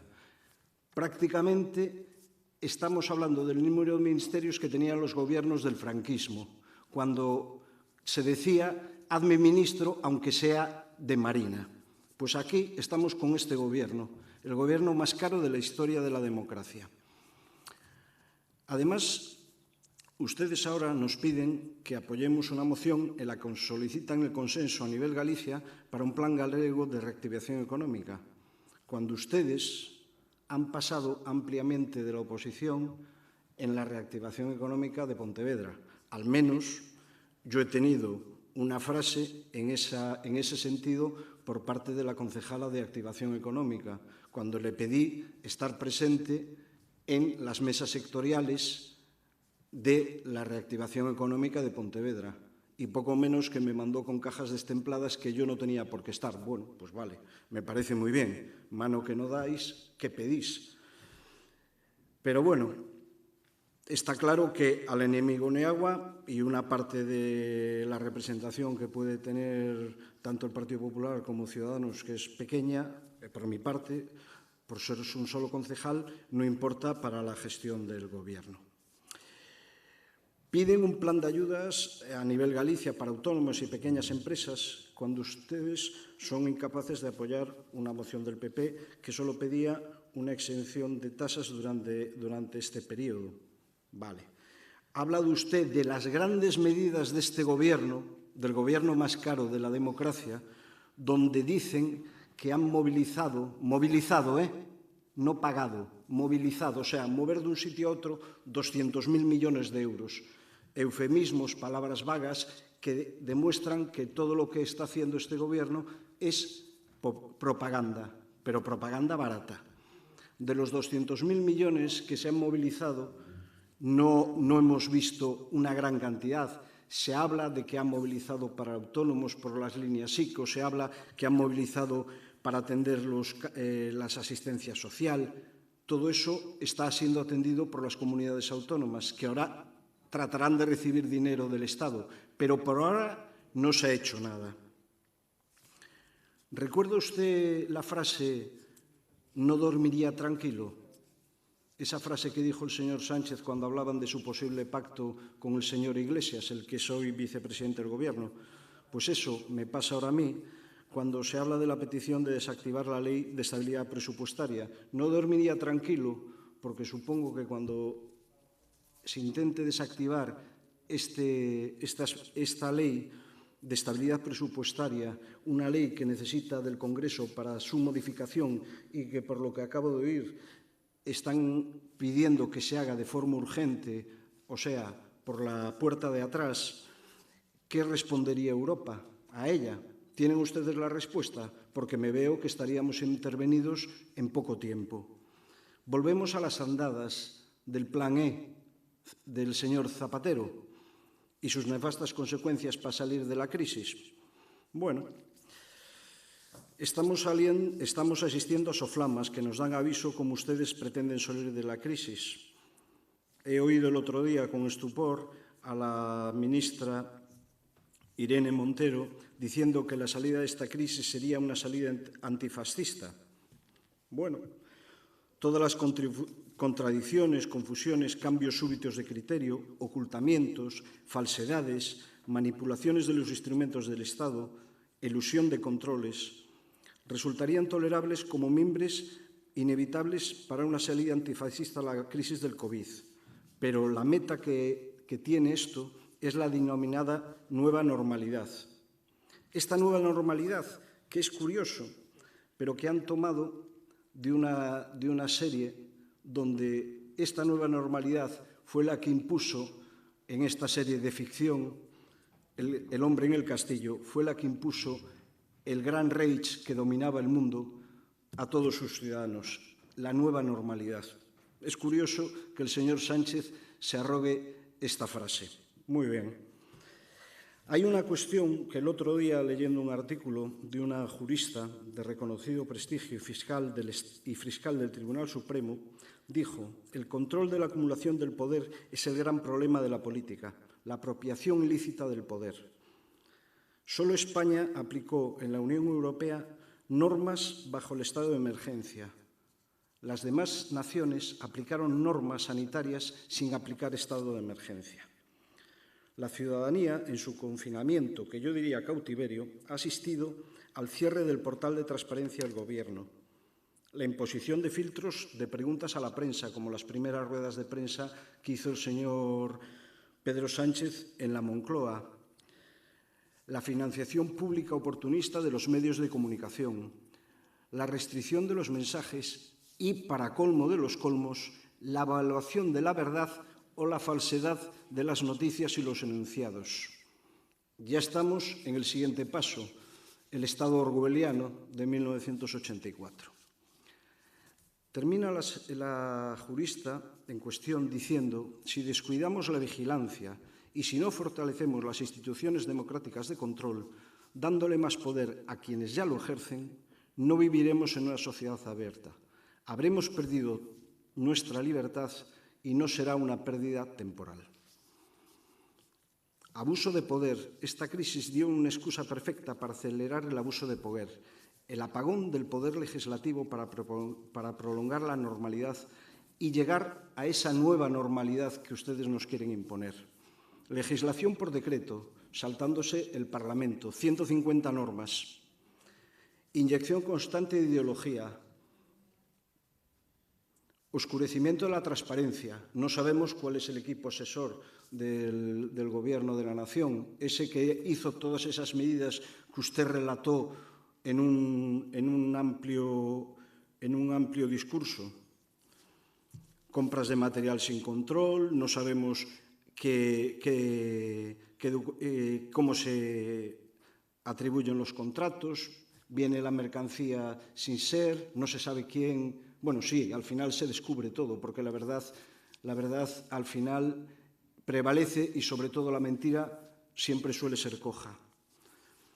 Discrecionalización en la aplicación de las medidas, el control como herramienta de dominación, vigilancia social, intimidación política y, como dijo Marlaska, monitorizamos las redes sociales para evitar el estrés social. Otro paso más en llegar al control por parte del Estado. Bueno, cada vez esto se parece más a repúblicas del telón de acero.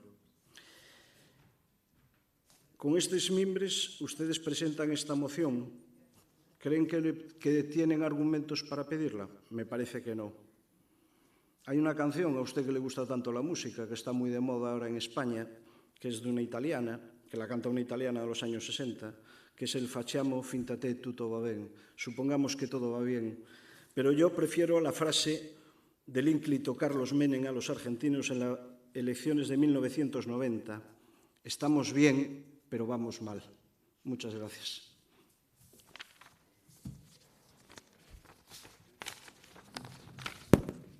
Moitas gracias, señor Revenga.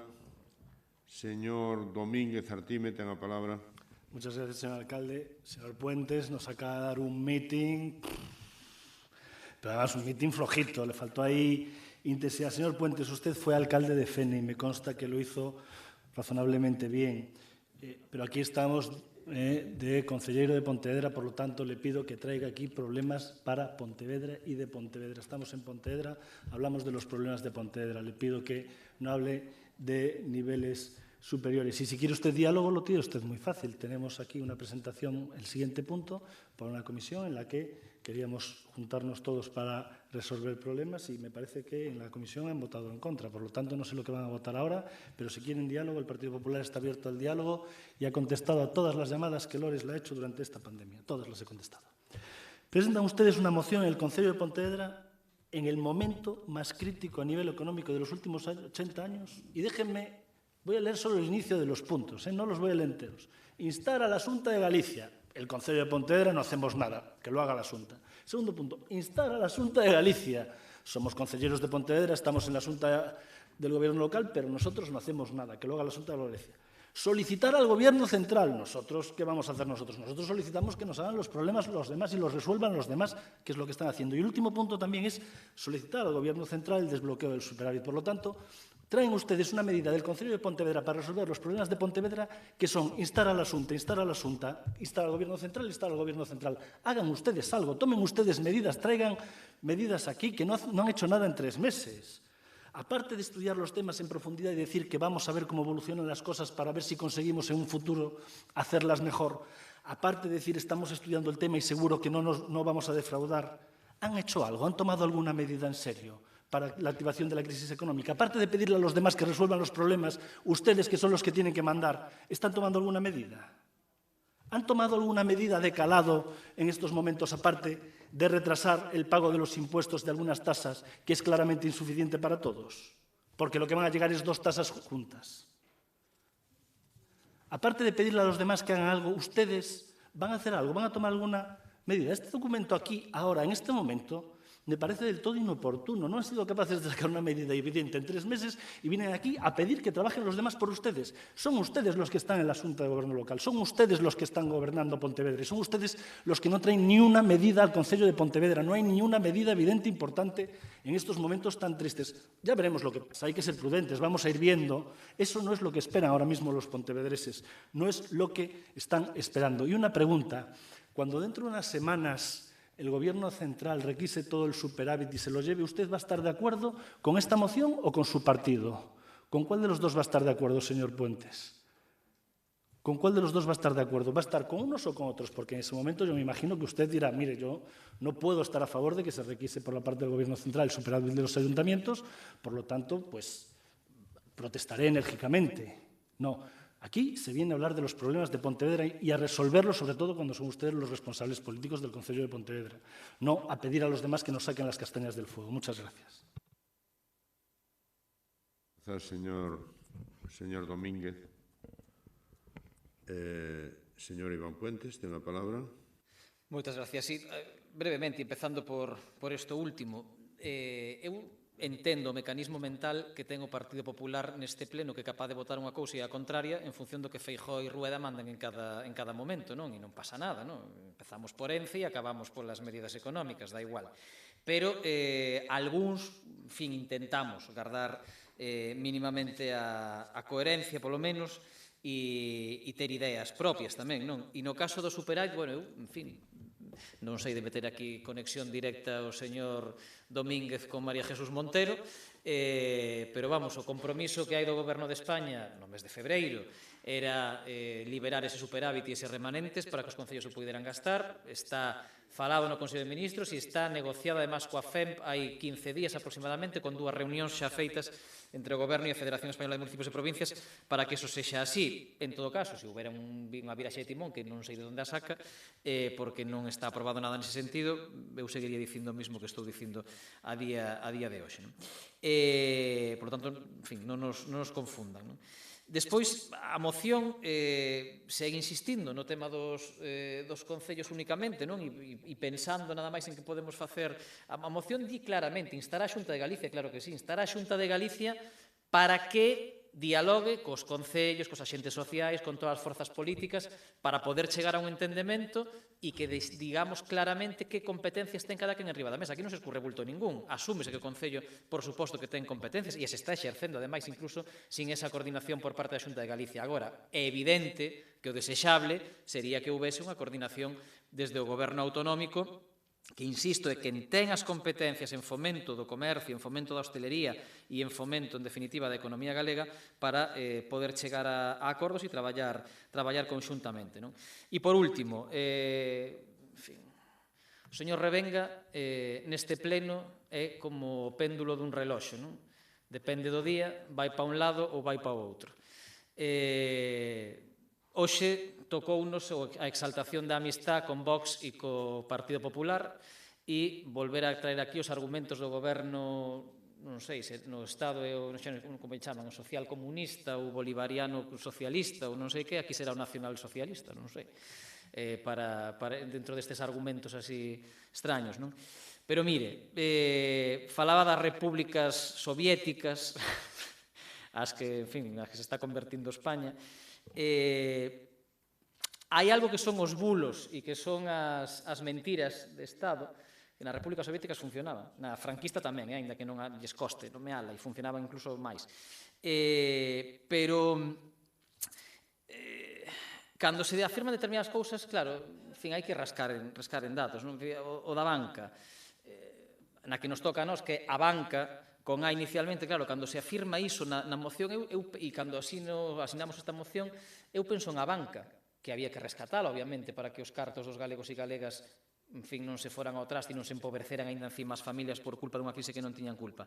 Pero claro, que se lle meteron 9.000 millóns de euros de cartos públicos e o PP decidiu vendela por 1.000 millóns de euros, é dicir, palmamos 8.000 millóns de euros, eso sí, despois dunha auditoría niquelada do señor Feijóo, na que avalaba, en fin, a operación que despois deu ao traste coa quebra de a banca, non? A eso nos referimos, a que efectivamente os bancos que primeiro foron rescatados, que pagamos finalmente entre todos en que esperase o Estado a recibir os beneficios que ahora vemos que cada día ten a banca para recuperar eses cartos e que encima aprobouse unha lei que é a Lei Montoro que deriva dunha reforma constitucional pero que non se tería por que ter plasmado nesta lei, poderíase ter plasmado noutra e nesta en concreto o Partido Socialista evidentemente non apoiou, obriga aos concellos a destinar todos os seus remanentes e todos os superávit que teñan a pagar esa deuda dos bancos. Novamente os concellos rescatando o Estado, mentre o Estado con Rajoy e co PP se sigue endebedando. E por último, fala vostede do goberno máis caro da democracia. Insisto, eu entendo que a vostedes agora lles encanta irse de cañitas con Ayuso, con Abascal e con, en fin, con toda esta cosita del Partido Popular e de los derechitos de las manifestaciones un ratito por la tarde. Pero o goberno máis caro da democracia é o dos seus socios de goberno. O goberno da Gürtel, que defraudou 863.000 millóns de euros neste país. É dicir, sabes para cantas nóminas de gobernos de Pedro Sánchez daría iso? Para 173.000 nóminas dos ministros do goberno de Pedro Sánchez. Eu, mire, son do Partido Socialista como do Pontevedra. Quero que gañe hasta cando xoga mal. Pero daríanos para pagar 625 anos de gobernos de Pedro Sánchez. Non lle desexo tal tortura, non? Hasta eu creo que sería excesivo que gobernase Pedro Sánchez 625 anos. Pero entón non me fale do goberno máis caro da democracia, por favor, por un pouco de dignidade. A democracia non ten precio e a democracia non é cara. Insisto, o único que se pretende con isto é que cada quen asuma as súas competencias e que podamos traballar todos xuntos. Sei que é complicado, un momento electoral, pero do que non teño culpa é o señor Domínguez, é o señor Feijóo, o que decide que o Lendakari lle poña a data das eleccións en Galicia e como o Lendakari decidiu o 12 de xullo, pois hai que votar o 12 de xullo. A min gustaríame que fora noutro momento, cando pudera haber máis garantías e tal, pero é Feijóo que nos condena a debatir este pleno en contexto electoral. Moitas gracias. Moitas gracias, señor Puentes. Señor Revenga, toca outra vez? Non. Como lle vai tocar outra vez? Non. Non, bueno. Señora da Silva, ten a palabra. Grazas, señor alcalde. Vou intentar ser brevísima, moi breve. Despois de todo o que nos explicou o señor Revenga, vai votar a favor, en contra ou se vai abster na moción? Porque eu creo que vostede estará de acordo en que se faga un plan en Galiza para todo o país, no que cada administración teña claro que pode facer e con cantos recursos vai contar e que eso sexa pactado con todo o mundo. Creo que non vai ter ningún problema en votar a favor de que se lle den por parte da Xunta de Galiza, que ten competencias en comercio, que ten competencias en economía, axudas aos autónomos e as pequenas empresas. Non creo que teña ningún problema que, utilizando todos os mecanismos legais para facelo, se derroguen os aspectos da Lei Montoro que están facendo que os concellos, o de Pontevedra e ningún outro, poda botar man dos fondos que ten, que son dos cidadáns, para utilizalos en competencias municipais e botar unha man en salir desta situación tan grave, e tampouco creo que teña ningún problema en que se hai mecanismos legal que os hai, igual que se acordou e despois se refrendou no Congreso que o 20% do superávit xa pode ser utilizado en gastos COVID, pero o resto, o outro 80%, ten que seguir sendo para pagarlle a banca. Bueno, pois hai mecanismos máis áxiles que permitan facer parcialmente eso, se vaya facendo xa, que non haxa que esperar a todo o procedimento de modificación dunha lei orgánica. Non creo que teña ningún problema en votar a favor de nada desto. Polo tanto, despois de todo o que dixo, que vai facer? Vai votar en contra, a favor ou absterse? Non o sei. E o señor Domínguez o mesmo. Con cal dos puntos da moción vostede non está de acordo? Porque eu creo que polo interés dos cidadáns de Pontevedra e polo interés de todos os galegos e galegas, todos os puntos desta moción poden ser aprobados. É un clamor dos concellos galegos a necesidade de que cambie o financiamento e a necesidade de que se liberen da lousa que supuxo a Lei Montoro para poder utilizar os recursos. Unha lei que foi feita para que os concellos contribuísen a eliminar o déficit e a débeda da crise do 2008-2009. Os concellos fixeron os deberes. Foron dos que contribuíron fundamentalmente a esa rebaixa da débeda do déficit. Polo tanto, chega o momento de que eses recursos se mobilicen e, efectivamente, non estén en depósitos bancarios, sino que se estén mobilizando para beneficiar os cidadáns e para poder sair o mellor posible da situación na que estamos. Entón, eu non sei, non alcanzo a ver ningunha razón para que o Partido Popular e Ciudadanos non poda apoiar esta moción, a non ser que sexa que teñen instruccións de que, como é do BNG e que como é do PSOE, non se pode votar a favor. Señor Revenga, vostede xa se rebelou unha vez. Polo tanto, non creo que teña ningún problema que Ciudadanos lle diga que como votou a favor unha moción deses nacionalistas radicais separatistas. Non creo que teña ese problema. Polo tanto, demostre que realmente está aquí para defender os intereses dos veciños e apoie esta moción que xa lle digo, non alcanzo a ver ningunha razón para non votala.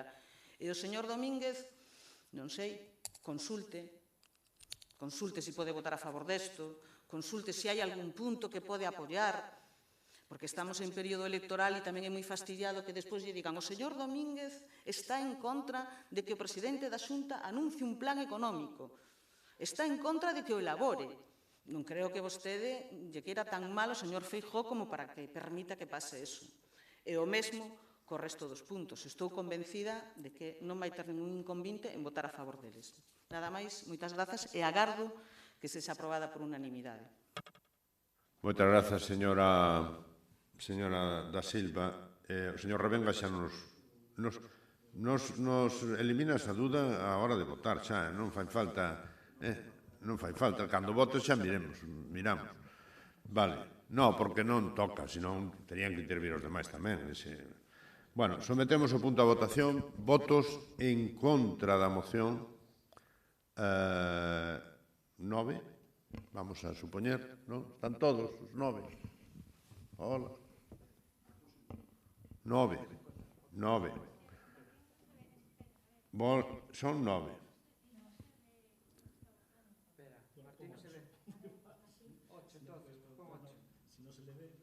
No, Martín está ali. A ver, que vote Martín. Non me oye, sí, non? Que vote Martín. Activa a cámara, Martín. E levanta a man, mami, que é igual.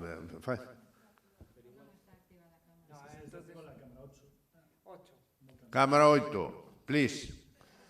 No, que está, hai alguén aí. Quere falar Martín? Escoita, se veras. Aí está. No. Está Salvador ali, home. Está Salvador ali controlando o chollo. A ver.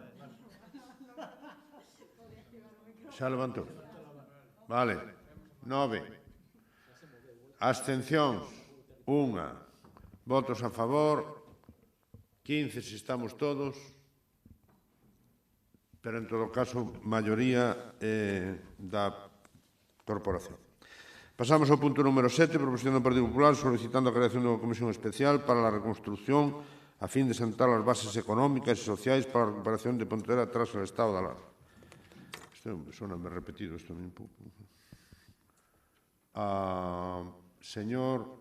Está determinada?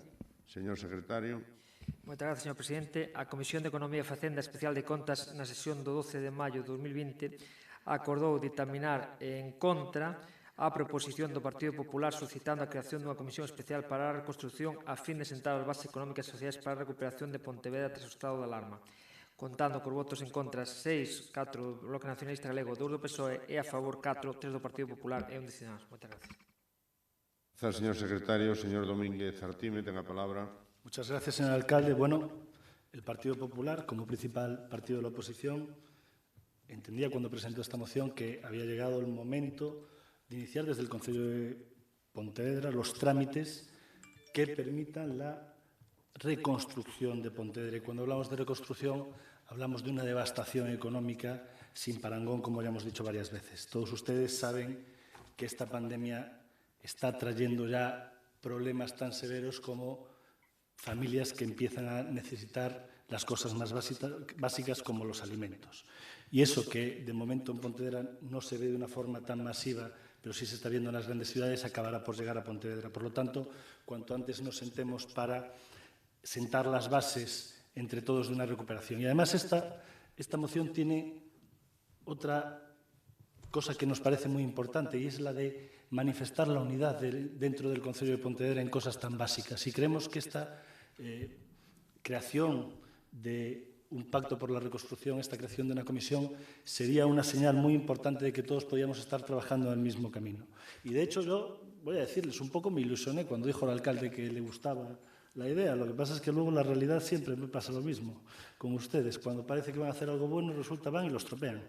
Pero bueno, ¿por qué creemos que hay que hacer una comisión para tratar temas? Pues creemos que hay 3 temas que son fundamentales. El primer lugar es el de la seguridad en nuestras calles, sobre todo a partir de ahora, por si hay un rebrote de esta enfermedad, la seguridad de nuestros trabajadores, que hemos visto situaciones peculiares y de difícil gestión en estos meses en los trabajadores del Concello de Pontevedra que han pasado situaciones difíciles, y ese es uno de los aspectos que nos deberíamos sentar todos para tratar. El segundo lugar, y nos parece que es muy importante, es un pacto por la reestructuración económica. Nosotros hemos hecho una propuesta porque ustedes no han hecho ninguna. Nosotros después de hablar con todos los colectivos, hemos hecho una propuesta para bajada de impuestos porque ustedes no han hecho todavía ninguna propuesta en ese sentido.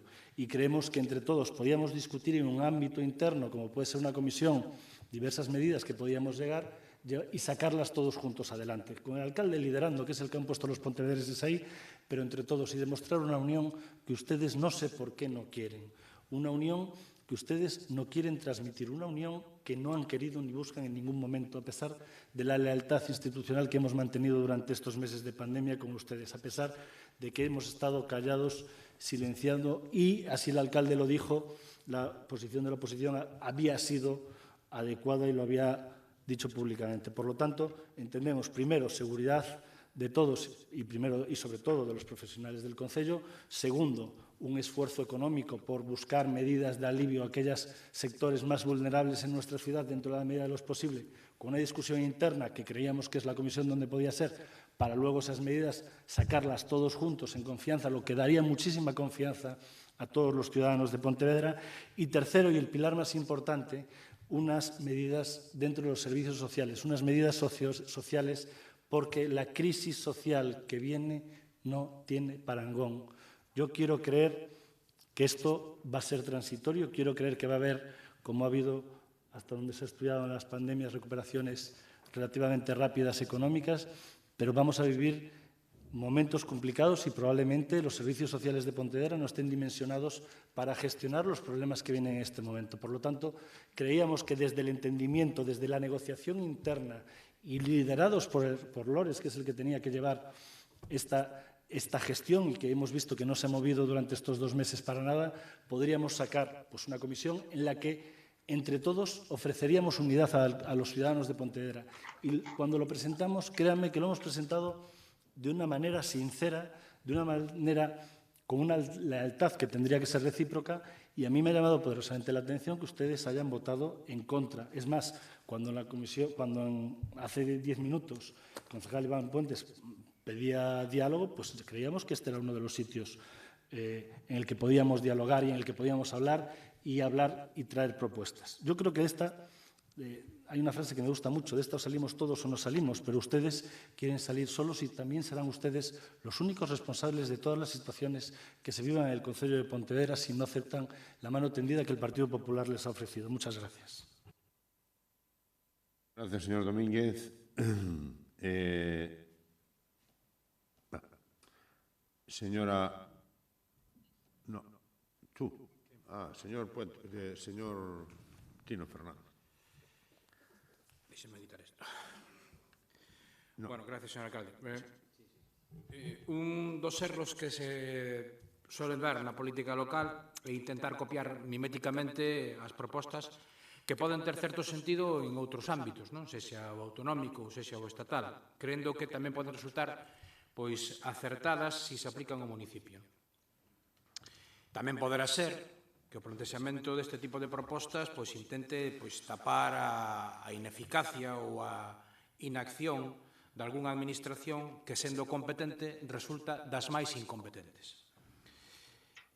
En todo caso, o que resulta evidente é que este tipo de propostas, ao final, só valen para gañar un titular, facendo un poquinho de demagoxia, outro poquinho de populismo, o cual é absolutamente lexítimo, por suposto, pero de unha oposición que ten vocación de alternativa, aínda que sea a moi longo prazo, cabería esperar algo máis, non? Porque isto é quedarse na superficie. Isto é intentar aproveitar unha situación como nunca se produxera, non no Estado español, sino no mundo, para erosionar a un goberno municipal buscando cargar sobre él responsabilidades que todos sabemos claramente que son de outros. Vostedes saben que falar de crear unha comisión de reconstrucción no ámbito municipal non ten sentido algún, por moitos e por variados motivos. O principal, sen dúbida, é que non somos os concellos os que temos as ferramentas e as claves para a tamaña tarefa, non? O que non quere dicir que non poidamos facer moitas cousas e que vayamos a facer moitas cousas. Pero as decisións de carácter estructural teñen que tomalas noutras latitudes. E teñen que dotarnos de medios para poder levalas a cabo esas tarefas que temos que facer e que non son poucas.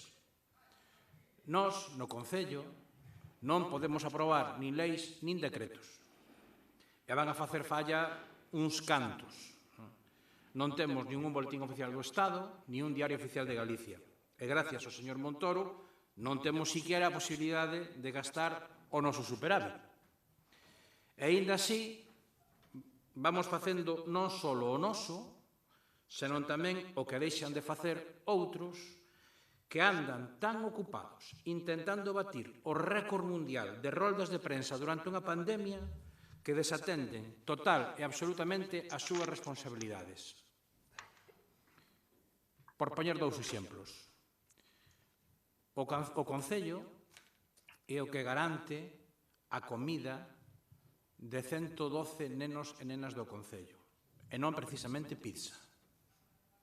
O Concello é o que está traballando con ONGs para facilitarlle o acceso ás tarefas do colexio a máis de 100 rapaces e rapazas. Por poñer dos exemplos. A Xunta non está, ni se le espera. Competencias que non son do Concello. Competencias que son asumidas por ese Concello que algúns din que non fai nada. Pero os que teñen que facer están facendo roldas de prensa. Porque predicar é moi fácil. Dar trigo é un poquinho máis complicado.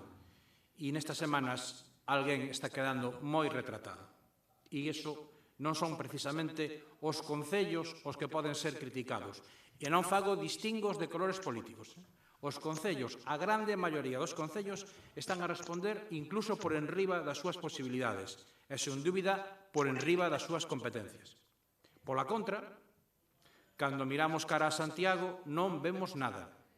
moita crítica, moito chau-chau, pero pouca coordinación e menos colaboración. Vostedes o que están pedindo é a constitución dunha comisión que non ten moito sentido xa cando hai órganos colexiados que poden desempeñar esa función e donde ali poden plantexar as propostas que aínda non lle escoitamos. Por certo, no Estado foi o Partido Popular o que insistiu en utilizar as comisións xa existentes no Congreso. Vostedes parece que van sempre a contracorrente. A nós o que nos gustaría é que o que ten a obriga de coordinar, o que ten a obriga de coordinar, o faga. Que o señor Núñez Feijóo exerza de presidente da Xunta e non de candidato do Partido Popular. Que adopte medidas máis alá de poñer a bandeira media asta, que asuma as súas competencias en lugar de deixar tirados aos concellos. Porque é o que está facendo, deixar tirados aos concellos, a todos os concellos. En resumen, que fale cos concellos. Porque sabe o que é triste? O triste é que en todo este tempo o presidente pasase máis tempo dando roldas de prensa que falando cos alcaldes de Galicia. Que iso é o que tiña que facer. El o que tiña que estar facendo era falando cos alcaldes de Galicia. E iso é toda unha declaración de intencións. Nós estamos desexando a súa colaboración porque todos vamos a ser necesarios para sair desta. Pero non ímos a caer na trampa de perdernos en reunións que só se poden entender en clave preelectoral. Nada máis. Moitas gracias. Moitas grazas, señor Fernández. Señora da Silva, ten a palabra. Grazas, señor alcalde. Señor Domínguez, imos votar en contra, igual que fixemos en comisión, porque o Concello de Pontevedra ten comisións e mecanismos suficientes como para que non sexa necesario constituir esta comisión. Sabe vostede que se pode facer na Comisión de Economía, na Comisión de Réximen Interior, e falta a primeira vez que unha proposta de calquer grupo non fose debatida e tratada nen nos plenos nen nas comisións. Polo tanto, sabe vostede, igual que supo durante todos estes meses, que todas as propostas que quixera facer as podía facer. Tamén sabe que eu, como portavoz do BNG e por instruccións do alcalde, estive informando das decisións que se ian tomando ou daquelas reunións ás que vostede non podía asistir. Tamén sabe, porque así mo manifestou a min cando a estaba chamando de portavoz a portavoz, que vostede me dixo que aquel asunto que se falara nun comité de crisis do COVID no que o alcalde propoñer que se derogase a lei Montoro, tamén sabe que vostede me dixo que estaba de acordo. Sabe. Pero, bueno, como aquí isto xa é unha cuestión de credibilidade, pois nos vamos a quedar así. Outra cousa que tamén, que igual vostede non sabe, pero por si non a sabe, digo ya eu, sabe cantas veces chamou o presidente da Xunta ao alcalde de Pontevedra para preocuparse por como iba a situación en Pontevedra durante estes meses? Sabe cantas? Ningunha. Absolutamente ningunha. Polo tanto, eu creo que deberíamos neste pleno deixar xa o tono electoral, por favor, porque creo que non é nada edificante, nen fala nada ben de nós, e deberíamos seguir traballando polo ben de Pontevedra, que para o que estamos aquí, cada un no exercicio das súas competencias, nós como goberno, gobernando que o que estamos facendo. Vostede decía antes que non traemos mocións, e que o goberno non trae mocións cando son cousas da súa competencia. Executas, e cando son competencia do pleno, trae aprobalas no polo pleno, pero hai moitas que non son competencia do pleno. O goberno goberna, sigo gobernando intensamente. E a oposición, que tamén é moi importante, fai aquelas propostas que considera oportunas e necesarias. E creo que o exercicio de responsabilidade social e o exercicio de bo facer que nos deu durante todo este tempo a sociedade de Pontevedra merece que nos sigamos comportándonos como a ela e que, polo tanto, as propostas que tragamos non sexan na clave esa. Eu, si quere, tamén lle digo unha cousa. A moción que trouxemos é porque de verdade pensamos que era bo que todos os grupos da corporación amosasen a necesidade de rexeitar a lei Montoro e que fose acompañada tanto cando a negocia FEGAN como cando a negocia FEN, dunha proposta unánime da Corporación de Pontevedra. Dígollo de verdade. E que a Xunta conte co apoio da Corporación de Pontevedra para facer un plan galego pactado con todo o mundo, tamén pensamos que era moi importante que levase o apoio de toda a Corporación. E non son competencias do Goberno de Pontevedra, tiñan que vir como unha moción a este pleno. De verdade que o pensaba de corazón. Coa súa actitude, xa estou lixeiramente arrepentida de intentar que houvese ese acordo da Corporación. Pero que sí creo que deberamos ser responsables coa sociedade que temos e ser un exemplo, que para iso estamos aquí, e seguir traballando intensamente polo ben da nosa sociedade, e xa lle digo, deixemos o tono electoral, por favor, deixo vostede porque empezou con el e seguiu. Non é certo que está vostede dicindo. Este goberno é un exemplo e eu estou orgullosísima de formar parte del polo traballo tan intenso que leva feito desde o minuto cero, pero non nada que non tuvera que facer. Exactamente igual que estou convencida que todos os gobernos municipais de Galiza, fosen da forza política que fosen, tamén o fixeron. Porque a ninguén se lle escapaba que nunha situación así todo o mundo iba a facer o que tuvera que facer. E, polo tanto, sigamos actuando así e deixemos estas cousas. E xa lle digo, se ten ocasión, dígalle ao presidente da Xunta, pregúntelle cantas veces se preocupou de chamar ao alcalde de Pontevedra e preguntarle como iban as cousas por aquí. Cantas veces, nada máis. Votamos en contra, como xa lle dixo. Gracias, señora da Silva. Señor Domínguez Artime, ten a palabra. Señora da Silva, ¿cuántas veces me ha llamado Lores? Bien, yo le digo, ¿cuántas veces? Le llamé yo y no le voy a decir lo que duró la llamada. Yo le agradezco sus llamadas y se lo digo de corazón. Usted y yo hemos tenido debates políticos intensos que aprecio y las llamadas que ha hecho, además en un momento en que yo estaba mal, han sido claramente, bueno, pues en lo personal muy cariñosas y se lo agradezco profundamente. En cuanto al tema, yo lo que quise transmitir es que entendía que ustedes pidiesen lo del superávit. No quise decir que yo estuviese de acuerdo. Discúlpeme si me expresé mal, pero yo creo que no.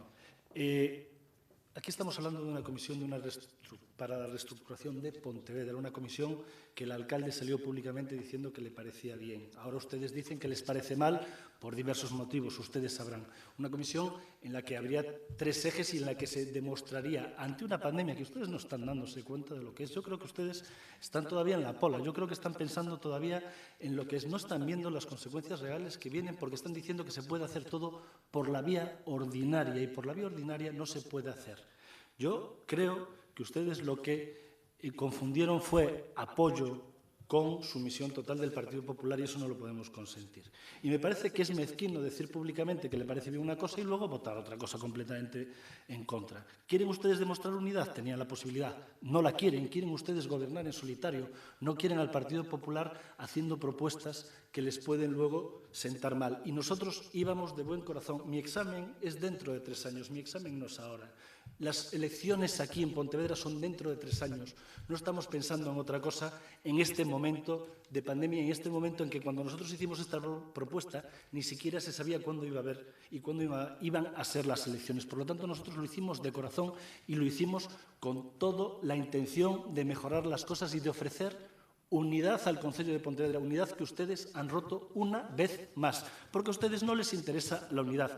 A ustedes lo que les interesa es intentar gobernar en solitario, pero ni siquiera eso son capaces de hacerlo. Les voy a leer aquí una noticia. Fíjense. El BNG propone que comparezca Lores en la Comisión de Reconstrucción del Congreso. Es decir, ustedes quieren que el alcalde de Pontevedra vaya a Madrid a ofrecer soluciones y aquí votan en contra.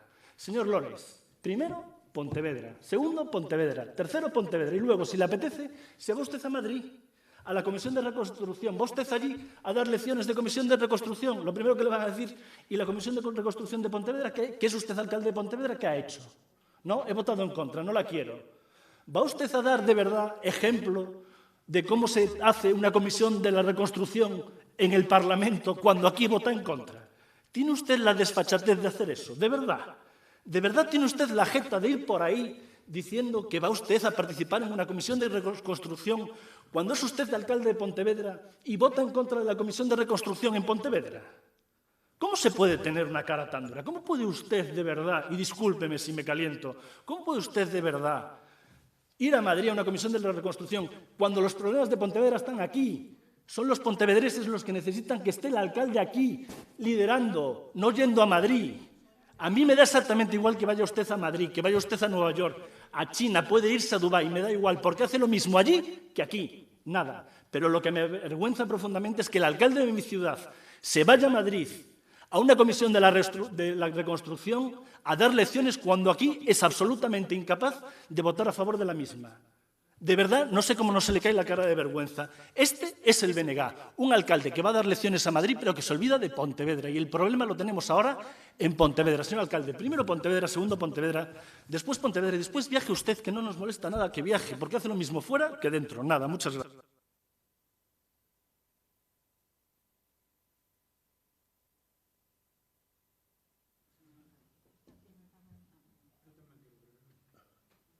A ver, señor Fuentes Rivera, ten a palabra. Bueno, está claro que aquí o que se busca con esta moción ou esta proposta é simplemente tapar as vergonzas e as responsabilidades da Xunta de Galicia, non? Porque o que debería estar facendo o Partido Popular e o Goberno da Xunta de Galicia é, primeiro, deixar de criticalo todo.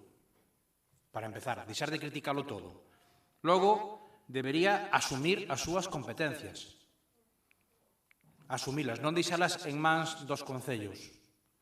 Eu lle din dous exemplos que lle deberían facer, polo menos, poñerse colorado a calquera representante do Partido Popular e chamar inmediatamente ao responsable da área correspondiente e preguntarlle, pero como é posible que a Xunta de Galicia non este preocupada por se os rapaces de Pontevedra comen ou non comen?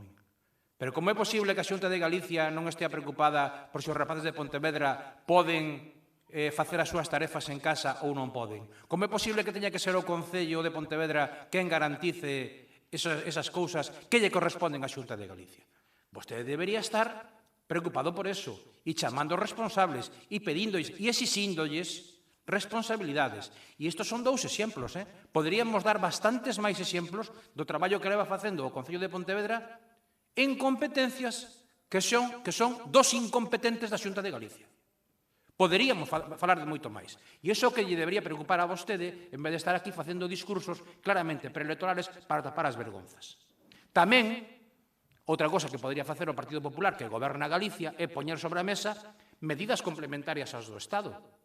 Porque aquí o compañeiro Iván Puentes relatou someramente as medidas que se están a implementar dentro do goberno do Estado, que son as que lle tocan. Pero nós non escoitamos que o goberno da Xunta de Galicia fixera algunha medida complementaria. Outros gobernos autonómicos de todos os colores, o de Valencia, o de Andalucía, con máis ou menos acerto, puxeron enriba da mesa un paquete de medidas complementarias. O da Xunta ni está ni se le espera. Están en rolda de prensa. Todos os días de Dios, en rolda de prensa. Pero para facer medidas, para estudiar medidas, non están. E, por último, o que deberían facer era dialogar cos concellos para preparar o futuro. Porque o futuro, creo que en eso coincidimos todos, ven bastante mal. O futuro ven bastante mal. E o goberno da Xunta de Galicia debería estar falando con todos os concellos. Non digo só con todos, coa FEGAN, cos concellos máis grandes de Galicia, ter algunha reunión, falar de algo, falar de empezar a coordinarse, e non fixo nada de eso. En 3 meses non fixo nada de eso. Simplemente puxo a súa disposición, por si xa non a tiña, a Televisión de Galicia. Para que? Para facer propaganda. E agora veñen vostedes aquí a exixirnos a nós, Concello de Pontevedra, que xa estamos asumindo competencias por enriba das nosas posibilidades competenciales, veñenos a exixir que nós seamos os que montemos aquí unha comisión especial de reconstrucción, porque non lles vale a vostedes unha comisión ordinaria, non, unha comisión especial, váleslle en Madrid. A comisión ordinaria váleslle en Madrid. Aquí non, aquí ten que ser unha comisión especial. Para que? Para tratar temas de que? Primeiro teremos que coordinarnos coa Xunta de Galicia para saber de que vamos a falar, non? Habería que, primeiro, o alcalde tería que ter recibido, por lo menos, un par de chamadas do presidente da Xunta ou do conselleiro correspondiente para saber como nos vamos a coordinar. E vostedes insisten en que empecemos a casa polo tellado. Os que non temos competencias, temos que darlle exemplo aos que teñen competencias. Isto é un mundo ao revés. Ou é campaña electoral. Ou as dúas cousas. E nós non vamos entrar neso. Porque nós, como decía a compañeira, nós estamos aquí para gobernar e para xestionar o que nos toca e o que nos cae de rebote. E non nos vamos a esconder nin de o que nos toca, nin nos cae de rebote. Vamos a xestionalo todo, con ou sin axuda. Moitas gracias. Moitas gracias, señor Tino Fernández. Señora da Silva, ten a palabra. Grazas, señor alcalde. Eu sei que a campaña electoral que ven por diante vai ser moi complicada. Vai ser moi complicada porque hai dúbidas de que se podan facer actos públicos, mítines e demais. En todo caso, señor Domínguez, creo que ainda está a tempo de falar co señor Feijóo e que cando salga no DOGA a convocatoria, que poña algún tipo de anexo ou de coletilla para garantizar que vostede vai poder dar mítines. Porque é unha pena que todo ese capital que acaba de demostrarnos aquí se desperdicie. Entón, pídalle, que pode facelo, está a tempo, creo que aínda non saliu no DOGA, que meta esa coletilla, aínda coas dificultades de facer actos públicos adoptando medidas extraordinarias de seguridade que o señor Domínguez de mítines. Porque, ademais, así nos aforraríanos aquí unhas sesións bárbaras.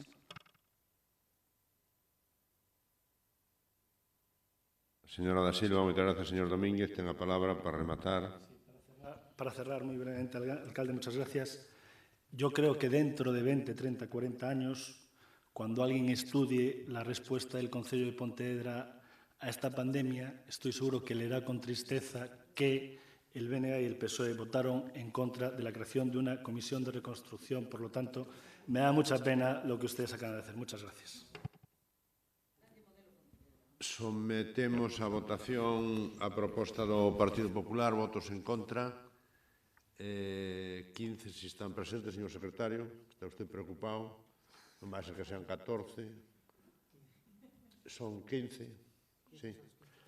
Abstencións, ningunha. Votos a favor, 10. Si non hai ningún escaqueado. Bueno, non vos sentido na palabra. Entón, rexéitase por maioría. Ben, agora pasamos a mocións urxentes. Hai un recoñecemento de crédito que creo que foi a comisión e que ten, que foi negociado cos portavoces, que ten un informe en teoría favorable. Señor secretario, ten a palabra para ler o que teña que ler. Non ten que ler nada.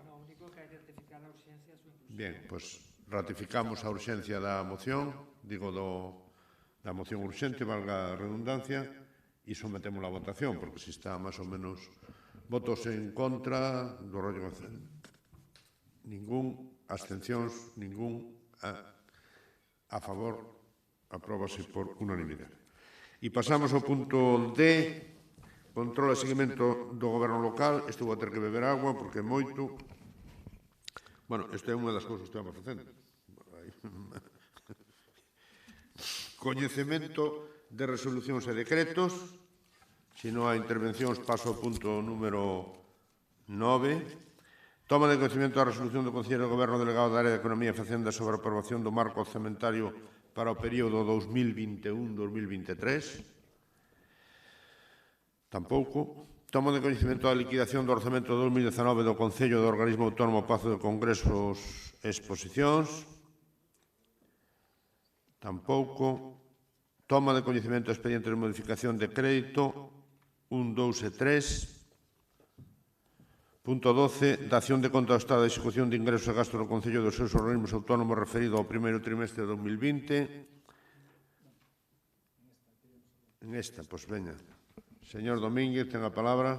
Simplemente es para hablar un poco del informe de intervención que hemos referido y ya hablo de todo junto. Simplemente decir que aquí cada año llegaba el concejal de Hacienda y decía que el Gobierno hacía las mejores cuentas, era un ejemplo a nivel nacional, tatatín, tatatán. Pues resulta que no. Y tenemos un informe de intervención que nos habla de que el Concello de Pontevedra ha incumplido la ley de estabilidad a través de uno de sus puntos, que es la regla de gasto. Han incrementado la regla de gasto. Y esto significa varias cosas. Primero, que no han hecho las cosas bien y adecuadamente y no han tenido el cuidado adecuado, por lo menos desde el punto de vista legal, con la regla de gasto, con lo que las reglas a nivel nacional se refiere. Por lo tanto, no han cuidado el dinero de los pontevedreses porque han incumplido una de las normas de estabilidad. Lo segundo, hombre, vamos a decirlo así suavemente, trataron un poco de ver si colaba, porque salieron, dijeron que sí, que habían pasado un poquito la regla de gasto, pero olvidaron deliberadamente, creo yo, a lo mejor fue un olvido y siempre tenemos aquí dejaremos la duda, olvidaron decir que, claro, cuando uno incumple la regla de gasto, esto lleva obligatoriamente a establecer un plan económico-financiero por parte de los servicios del Concello. Y eso implica que este plan económico-financiero que tienen que hacer los servicios de intervención del Concello tiene que ser además aprobado por el Ministerio de Hacienda y la Xunta de Galicia. Por lo tanto, lo que ustedes se olvidaron así de decir es que ahora mismo ustedes tienen una tutela o van a tener una tutela de Hacienda y de la Xunta de Galicia. ¿Y cuándo tienen esta tutela? En el peor momento posible. En el peor momento posible, que es cuando tenemos la pandemia, cuando hay que tener medidas económicas. ¿Tiene que ver que ustedes se hayan saltado la ley de estabilidad financiera de los concellos y de los ayuntamientos con que ahora no bajen los impuestos? Pues yo creo que no, pero a lo mejor es que ustedes, como hacen todo tan rematadamente mal, pues puede tener que ver que ustedes ahora tengan que presentar un plan económico-financiero. En ese plan económico-financiero no quedaría muy bien que si ustedes incumplen el techo de gasto tengan que o propongan ahora una bajada de impuestos, y a lo mejor es por ahí por donde estamos viendo que no hacen nada. No es que no quieran, es que no pueden. No lo sé. Desde luego, en breve vamos a tener que traer aquí un plan económico-financiero, vamos a tener que estudiarlo todos, tiene que venir a pleno. Yo no sé si van a tener que crear un pleno extraordinario de esas cosas extraordinarias que tampoco le gusta al Partido Socialista, pero desde luego fallar en el peor momento, que es en este momento en el que tenemos que tener, el Concello tiene que tener las manos libres para poder hacer gestión del capital que tiene, para poder ayudar a los que más a los que peor lo van a pasar, y tener que estar tutelados por el Ministerio de Hacienda, pues a mí me parece que es el peor momento y no quiero dejar de decir cuáles son las consecuencias que puede traer. Y cuando se incumple la ley de estabilidad y sobre todo la regla de gasto, lo que dicen que hay que hacer es reducción de gastos. ¿Cómo? Supresión de competencias que ejerza la entidad local, ya nos dirán cuál, gestión integrada o coordinada de los servicios obligatorios, incremento de ingresos para financiar los servicios obligatorios. Fíjense en qué momento más complicado nos obligan a generar y a incrementar los ingresos en un momento en el que probablemente vayan a bajar, o racionalización organizativa. Por lo tanto, yo voy a estar muy atento a ese plan económico-financiero, fruto de su fracaso en la gestión económica del Concello de Pontevedra, y voy a ver qué medidas estructurales van ustedes a pedir o solicitar. Desde luego, creo que es el peor momento en el que han fallado, y creo que pone de manifiesto que su política económica no es tan adecuada como ustedes presumen. Muchas gracias. Muchas gracias, señor Domínguez. Señora Gulías Torreiro, ten a palabra. Grazas, señor alcalde. Moi bo día a todos e a todas. Bueno, en primeiro lugar, pois eu non pensaba intervir porque tivemos unha comisión de Economía e Facenda na que en ningún momento se preguntou sobre este tema nin sobre calquera outro. Demos as explicacións pertinentes, tanto a parte política como a parte técnica, e xa digo que me sorprendeu o feito de que non se fixera ali, non nese foro técnico, non nese foro máis propositivo, pois algunha pregunta en relación a isto. Sobre o que vostede comenta, entendo que se está referindo solamente a liquidación de orzamento, non está falando verdade da incorporación de remanentes e das obras que vamos a poder facer con todo iso. Bueno, pois teño que dicirlle que hai unha persoa que eu admiro profundamente, non, que é o concelleiro de Economía e Facenda, que das persoas, non, que máis sabe de fontanería. Eu estive con el en varias comisións, vostede incluso estuvo presidindo durante 4 anos unha comisión, e eses coñecementos que ambos adquirimos, porque os dous nos incorporamos o tempo nesas comisións, pois parece, eu teño que recoñecer que é un tema técnico, farragoso e demais, pero sí que eu xa sabía que cando se incumpre a regra de gasto hai que facer un plan económico-financiero. Dicir, non é un segredo. Cando un di no informe de liquidación que se incumple a regra de gasto, é necesario facer ese axuste. Tamén se aprende nesa comisión que hai unha diferencia entre incumprir a regra de gasto, que ocasiona un problema conxuntural, verdad, non definitivo, no Concello, a incumplir a estabilidade entre ingresos e gastos, que eso sería o grave. E este Concello, gracias á solidez e gracias á súa capacidade financiera, pois non se atopa nese suposto, vale? Polo tanto, teño que dicirlle e informarlle que o plan económico financiero está casi rematado, que o verá, que o coñecerá, que non implica ningunha tutela da Xunta de Galiza, que simplemente un procedemento ordinario establecido pola lei, no que simplemente se lle comunica en que se vai a facer os axustes. E eu, como reflexión, non? Cando se incumpre a regra de gasto precisamente por gastar máis do que nos deixa unha lei restrictiva como é a lei Montoro, verdad?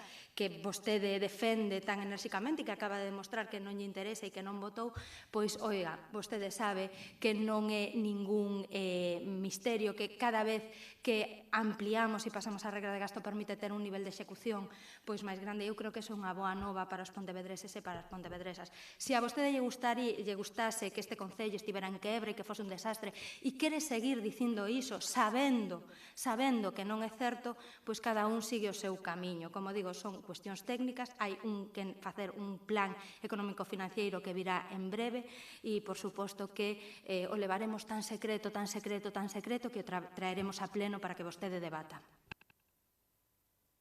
Moitas grazas, señora Gulías, e pasamos ao seguinte punto, que debe ser o punto 13, 12, punto 13, dación de conta da información suministrada ao Ministerio de Facenda e Administracións Públicas en virtude da orden de 2015-2012 de outubro, correspondentes ao primeiro trimestre de 2020. 14, dación de conta aos listados aos que fai referencia ao artigo 4 da Lei de 5 de xulio de modificación da Lei 3 de 2004 de 29 de setembro, pola que se establece medida de loita contra a morosidade nas operacións comerciais, correspondentes ao primeiro trimestre de 2020. Remisión á oficina virtual para a coordinación financiera coas entidades locais da liquidación do orzamento de 2019, medición das regras fiscais, estabilidade, regra de xogo, regra de gasto e débeda viva en términos consolidados 2020, toma de coñecemento do expediente de contratación de obras de emerxencia, toma de coñecemento do decreto de modificación da delegación de competencia da alcaldía e pasamos ao punto número 18, preguntas. Alguna pregunta? Non hai. Robos? Non hai. Bueno, polo tanto, antes de levantar o pleno e sin que sirva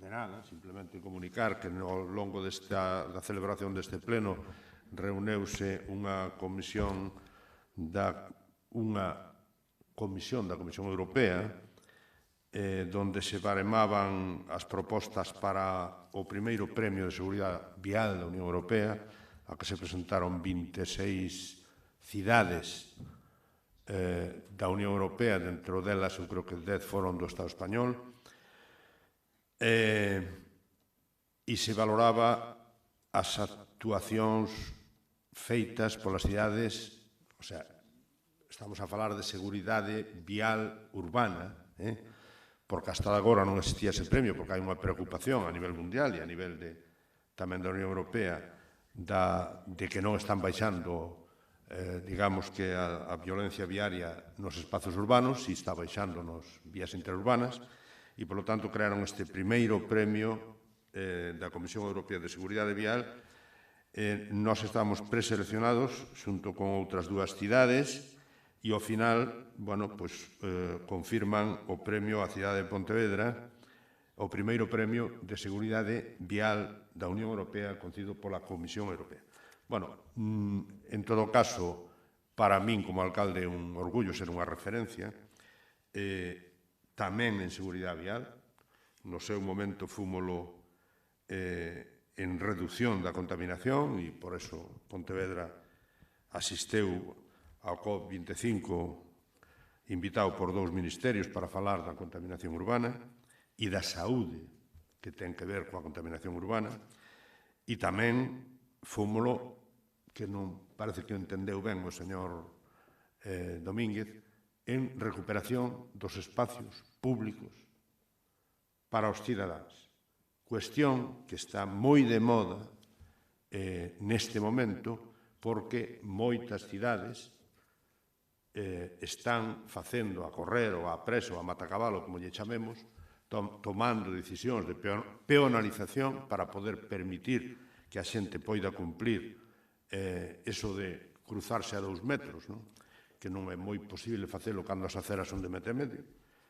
E iso levou facendo Pontevedra 20 anos.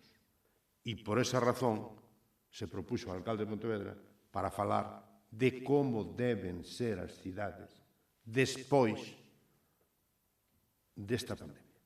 Expresamente para iso, para tratar temas urbanos de como deben ser as cidades. Desgraciadamente, pois non o consideraron convinte os que tiñan que elixir as persoas que íbamos a falar desta cuestión. Non encaixa moito, porque sí que nos chaman desde París, sí que nos chaman desde Harvard, sí que nos chaman de outros sitios, pero en todo caso, se o Parlamento do Estado non ten interés co alcalde de Pontevedra, que é unha referencia en estas cuestións, vaya a falar, pois non pasa absolutamente nada. Pero non estamos falando de reconstrucción, porque caíran bombas nesta cidade, senón de facer un modelo urbano pensado para as persoas. E neste caso, pois tamén un premio máis que a mí me parece que é posicionar a Pontevedra no mapa de Europa, no mapa do mundo, e iso é positivo, moi positivo, para a economía e para o emprego da cidade de Pontevedra. Por lo tanto, eu quero manifestar a miña satisfacción e transmitírvolo porque foi agora. Vale?